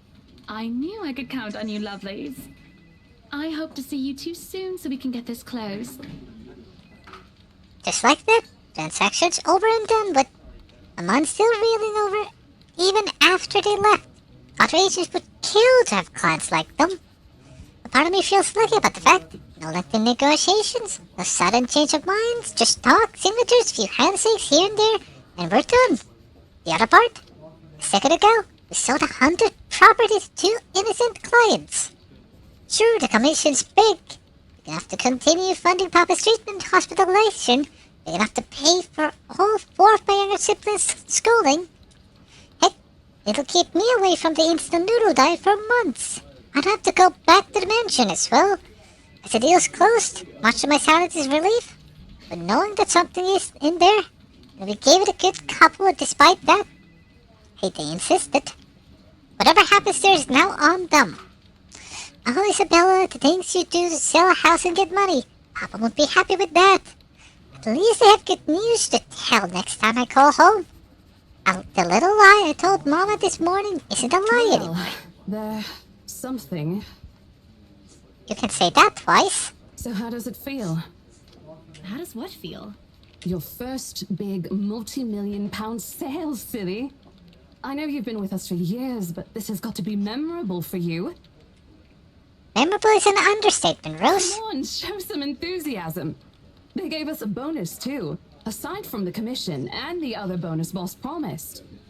What are you going to do with it? The boss isn't going to give us the bonus. I don't know. Send it home, probably? All of it? Not everything, of course. Most of it. I'll leave some for my living expenses. Listen here, Isabella. I'll teach you something I should have told you before we ended your training. She slings an arm over my shoulders, leans in closer to my ear, as though she's about to share a big It's okay secret. to celebrate from time to time. I don't get it. It's simple. Go out, do something for yourself. Throw a party and treat your friends to free food. Didn't you say the last one's some sort of tradition back at home for you? Hello, this is practically a done deal. Isn't throwing a party a bit excessive? Your call. I won't say no to an invitation, by the way, in case you really are planning to throw one.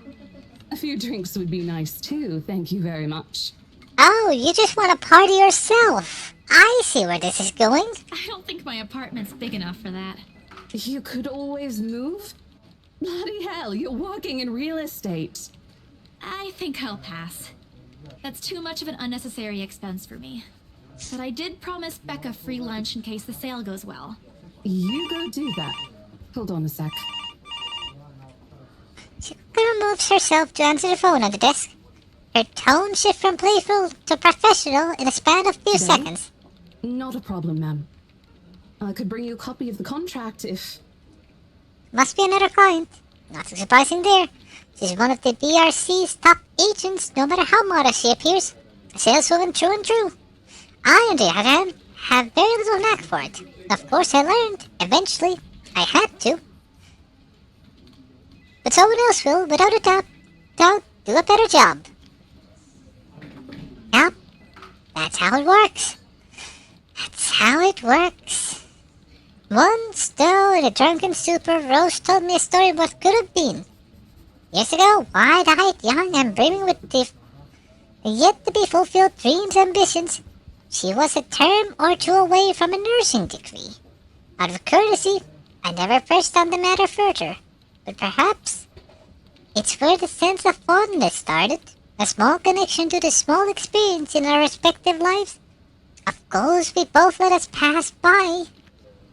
Because the circumstances we're in. I'd be happy to discuss this over tea, ma'am.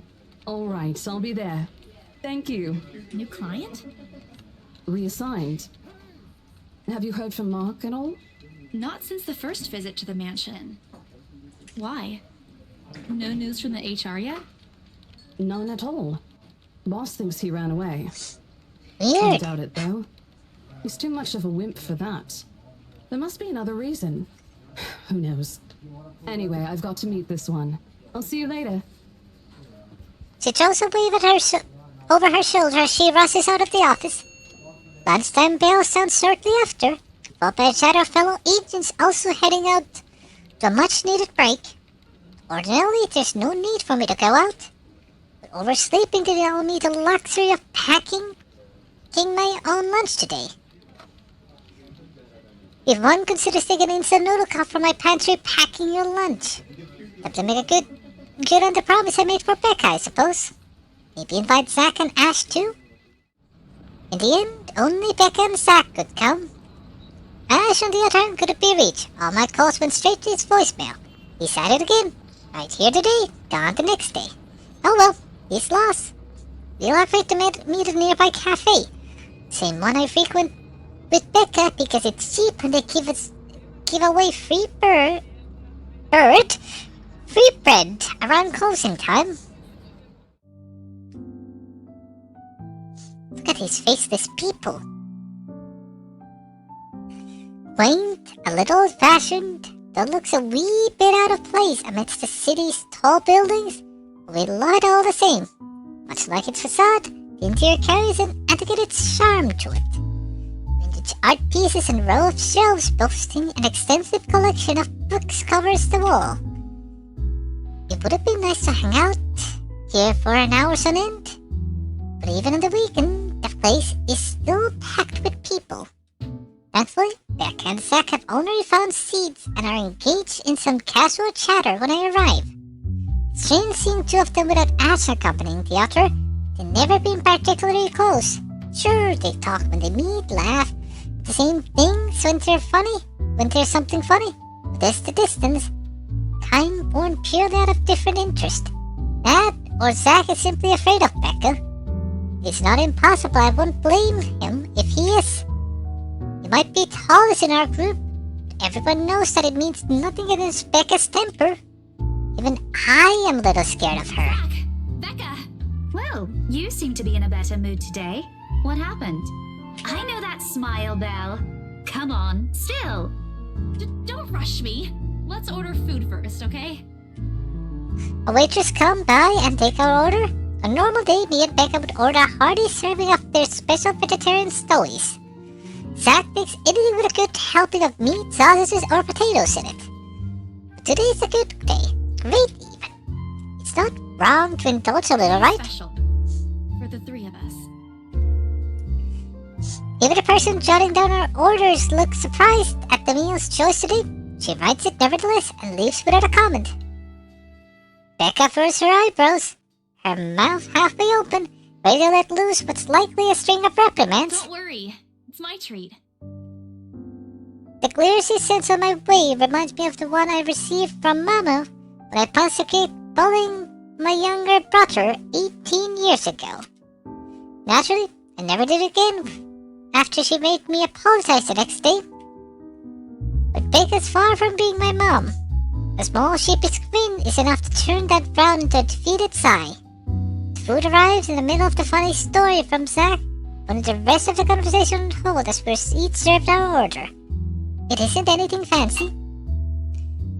A pan-roasted sea bass with citrus-dressed asparagus and a portion of mashed potatoes on the side. At least, that's what the daily special board says. Doesn't look too bad. I never did pay attention to it when I come here, since they price whatever is written way above what I'm willing to spend on food on a single day. Good. I'm so hungry, I think I'm dying. You're always hungry. Hey, not all the time. Let me guess. You skipped breakfast again. Not on purpose. I may have overslept by a few seconds today. Few seconds? Right then. Stop stalling, Isabella. What's this about? Let us say, Rebecca. She wouldn't be inviting us out if it wasn't worth hearing out. Exactly. Well, we're waiting. I'm treating you guys to a once-in-a-century thing. An expectant grin breaks out of my face, I'm except... sorry, say that again. And this is important because... Big only raises an eyebrow at me, while Zach appears like he didn't get the punchline to another lame joke Ash made, and is desperately searching for someone to explain it. Oh no! If I put there, Ash is not here, so we should celebrate, Becca would lose her mind. It would be a funny joke, though. But I'm going to be honest. Okay, let me do that again. Look, Rebecca went up, Zachary went up. Imagine us picking the Ash one and Ash went down despite not knowing about it. Guess what, guys? I'm paying! I sold the house. As the news sink in, the expression goes from sheer bewilderment to utter surprise. That's more like You it. heard me right, ladies and gentlemen. As of today, I'm Maria Isabella Grace Cruz Santos and free from my instant noodle binge. Seriously? Hold it, Belle. You sold the house? Yup. Yep. Oh, we're on the same level, Isabel. I love that. Sorry, Isabella? I apologize for mispronouncing your name. Which house is this? In Anselm Village? The one with the open house yesterday? Yep. The one and only. Come on, Becca. I know you've got a better memory than that. Oh, wow. That's... Exactly. So let's her the hum. Although she's nodding, she gives an impression of someone who has heard something unbelievable and is still forcing her brain to absorb it. Did she think we wouldn't be able to sell it? Have some faith in me, Becca. Am I not your best friend or what? You don't believe me? The words stumbled out of my mouth before I could stop them. I've been trying to avoid bringing up yesterday's little spat, and judging from the looks on their face, it seems they are too. Me and my stupid mouth. Sure, it ain't the way you're thinking, Bella. No, I do believe you. But don't you think the sale happened a bit too fast? The open house only started yesterday, and now you already have a buyer? Yeah. It happens from time to time. Yeah, but look, I'm happy for you. Just yesterday, you've been really worried where to get money for your dad's new treatment. And now, all of a sudden, you have something. What if the sale doesn't push through, or I don't know, they're a fraud, or they suddenly back out? Isn't it a little too early to celebrate? Rebecca does have a point, Bella. If you haven't closed the deal yet, there's still a chance they'll go back on it. They don't seem like it to me. The lady appeared to really want it, and she approached me without even finishing the tour. Pressure me into it, more like. But I'm not going to tell Becca about that. Knowing her, she'd only And worry. she already hired someone to handle the house's interior design. You're joking. Who would do that? The I know, right? Apparently. It's actually pretty funny. She's a bit too excited to get the property, she forgot to buy it. At any rate, they've already signed the agreement today, so it's just a matter of time. And don't tell anyone about this, but Ma'am Hannah also gave us something extra. Something as in... Drugs? I'm kidding. As in, it's why I can treat you two to a free meal. I'm more surprised you accepted it. She didn't really give us a choice in the matter. So don't lose sleep over this, okay? The couple really want the house. If Rose didn't stop them, they'd likely have paid up front for it yesterday. That's despite the legends, too. I even tried to show them the letter. But nope. I want this house, darling. Go take all our money.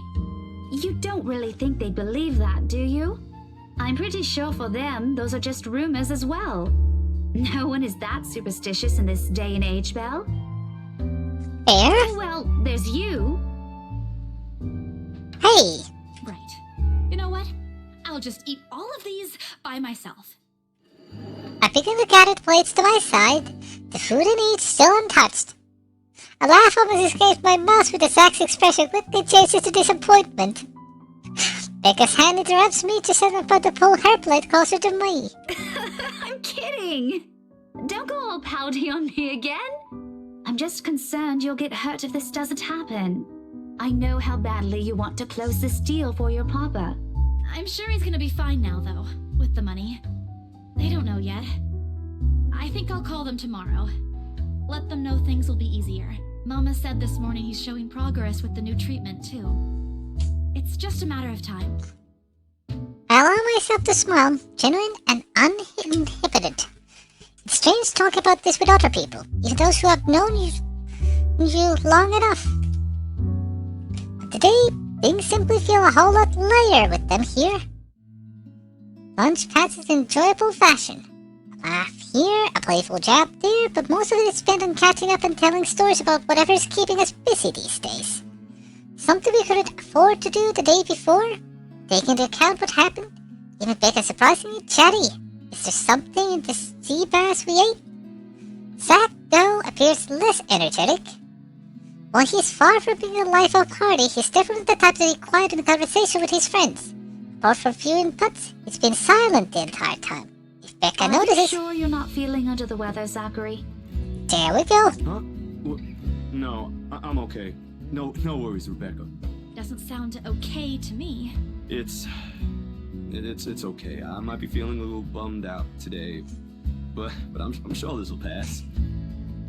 The movie didn't go well, let me guess. Is it about the reviews this morning? A pained expression crosses Zach's face, and almost immediately, Becca retreats in an inquiry, as though the man's enough. The man's look is enough to answer for her. I look between the two of them. Did I miss something? What happened this morning? Did I stumble on a big secret? This is why I don't like waking up late. What about those, huh? Sorry, I just happened to check on some sites this morning. No, it's a very sensitive topic in the first place. I should have expected it. What reviews? Becca consent, Zach. When most is unsure, I's asking for a consent on the matter. Although there's a small desire to keep asking on my part, I don't dare to voice it out. With Zach, it has always been better to wait. Let him speak on his own. Becca too, to some extent. Although with her, explosions of temper are more common. In the end, he simply answered with a shift of his shoulders, gesturing for her to go on with a tilt of his head. It's his movie. That doesn't explain anything. Stop dangling the information, Becca. Zachary, I'm not the one supposed to be telling her about this. It's still your documentary. Is it something bad? Not bad per se. You guys don't need to dwell on it much. Bad? Listen here. I wouldn't trivialize what those bowheads wrote if I were you. They're ruining other people's jobs. From From how her tone rises in anger, it seems she's the one slighted and not Zack. A snicker escapes me, which I promptly stabbed down as soon as she sends me a hard look. This isn't a laughing matter, Isabella. Some bowbag just insulted him. Calm down, Rebecca. Those are just reviews, and it happens a lot. Haters gonna hate. I do not ken about you two, but calling the entire film an out-and-out dribble, you're better off watching an educational kids' TV show, and worst 1.5 hour of my life, among other things, isn't exactly a critique any decent movie reviewer would say. If you could call that a critique, did we even watch the same film? Well, maybe I ain't cut out for it. Better stick with my photography or something. If nothing else, this helped me open my eyes to what I can and can't do. You're giving up. It wasn't a It was question. just something experimental I did on my free time anyway. It's no big deal. But you worked on it for months. Doesn't look like it matters for those people. Of course it doesn't matter. It doesn't matter if it's 5 minutes or 30 years. It will still hate on it. Don't say that! My palm strikes the table, sending the tableware at the top clinking against each other. I'd even notice when I rose from my seat. But here I am, chest heaving, looking down at him in the same manner the teacher would at any unruly student. Becca's probably proud. I didn't mean to yell, but there are some things people like Zack aren't supposed to say. How exasperating. He, of all people, should Just know. a review. Except they're pretty well-known critics. Why does that matter? They aren't the ones calling the shots on this. Isn't that why they have a committee? Have you heard about the Rotten Tomatoes website? How, the critics' reviews are skewed by money. They even admitted to it. Right, Becca? An amused gleam in her eyes when I turned to her. What does she find so entertaining here? Help me here. Your friend's about to quit his passion for a petty reason. I haven't read what those people wrote about his work, but a few scathing words shouldn't be enough to discourage someone. I should know. After all, Failing means you're playing, Zack. Not that I'm saying it's bad. I've seen it from start to finish, and I know for myself what you created isn't something people should scoff at. I don't know anything about filming or photography. Hell, I don't have an inkling of artistry in me except for those doodles I make for class. But I know what I watched. Look at Isabella. It's not every day you see her all riled up like this. What I'm about to say gets lost in my tongue as flush of embarrassment looms across my face. It was a heat of the moment thing. And anyway, I'll be very angry with you if you quit. What about the exhibit? What exhibit? Classified information. Even if I bring you your favorite tonight? Ooh. That's a tough one. Nope, not a chance. Oh, come on! I thought we aren't supposed to have secrets. Thanks, you two. I might need some time alone to myself for a while. Just to think about things, how I'll go from here, that sort of stuff. Hey, I'm not quitting, Bella. Don't give me that face. There's no face at all. Only poor imitation of puppy dog eyes. If you could call it this one. Promise. I'll be damned if I break any promise I make to you guys. Besides, you're right. It's too early to say anything right now. Awards night ain't for another week. That's all the answers I need. From him. As sentimental as it sounds, there's a fulfillment in knowing another person you know won't take the same path you walked. It's not like it's over for me, though. I still have time. I could still come back. Do my own thing. Do what I really want to do. Surely once Papa recovers, once I'm done with everything, inside my bag, the phone buzzes unexpectedly, breaking the pleasant afternoon lull. Rose. Hey, Isabel. You at the office? Ha ha. Very funny, Rose. I'm hanging up. Don't, I'm kidding. BRC says the floor plan copies are ready for Miss McCullough to pick up. She states that if it already explains everything, then out of the blue, she launched a long rant about an awful state of Luxburn streets. All of which she says in a single breath that I can barely keep up and make it a single word. I stay quiet, only to avoid becoming the next object of her frustration. She's similar to Becca in that regard. Stuck in horrendous traffic right now. Bloody stupid drivers. When she finally ran out of things to complain about and stopped, what she says next still has none of what I'm hoping to hear from her. Just a quick mumble plea for me to meet Wright's interior designer in her stead, and I'll leave it to you. Bye. Thanks. Classic Rose. Since to go without even asking for my input.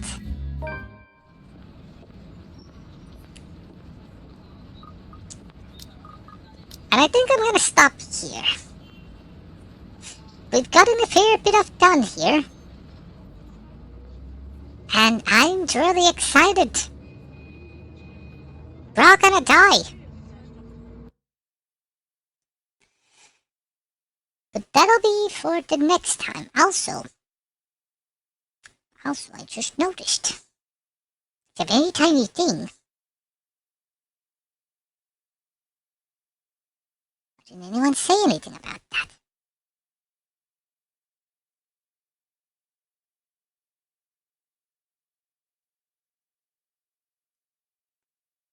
The screen was being slightly clipped off for some reason. But it's fine now. Probably didn't miss anything important. But before we end, let me check who's available for raiding, if anyone.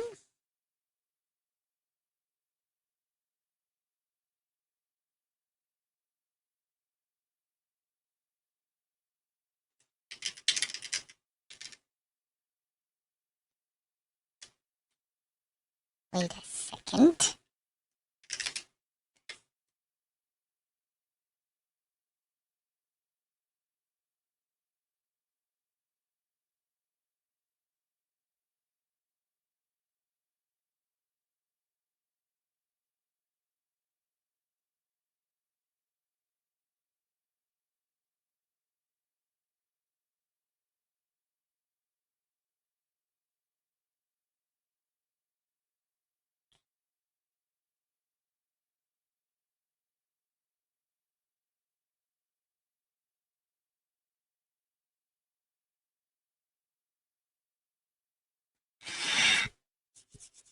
Okay, so Aisha Fury is currently playing Splinter Cell Chaos Theory.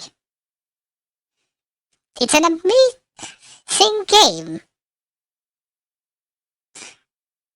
And why don't we go say hi to her?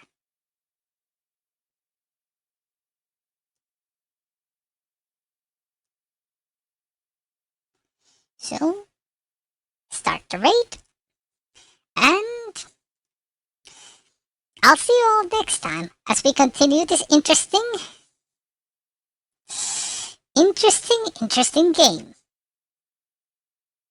So, bye now.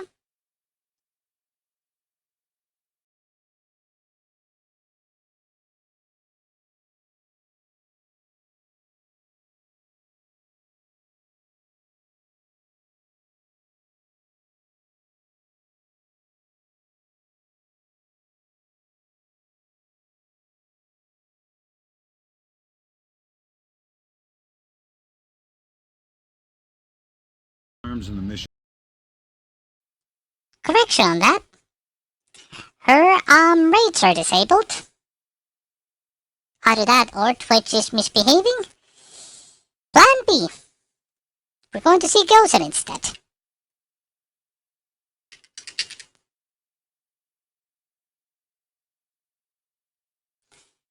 And that's on them.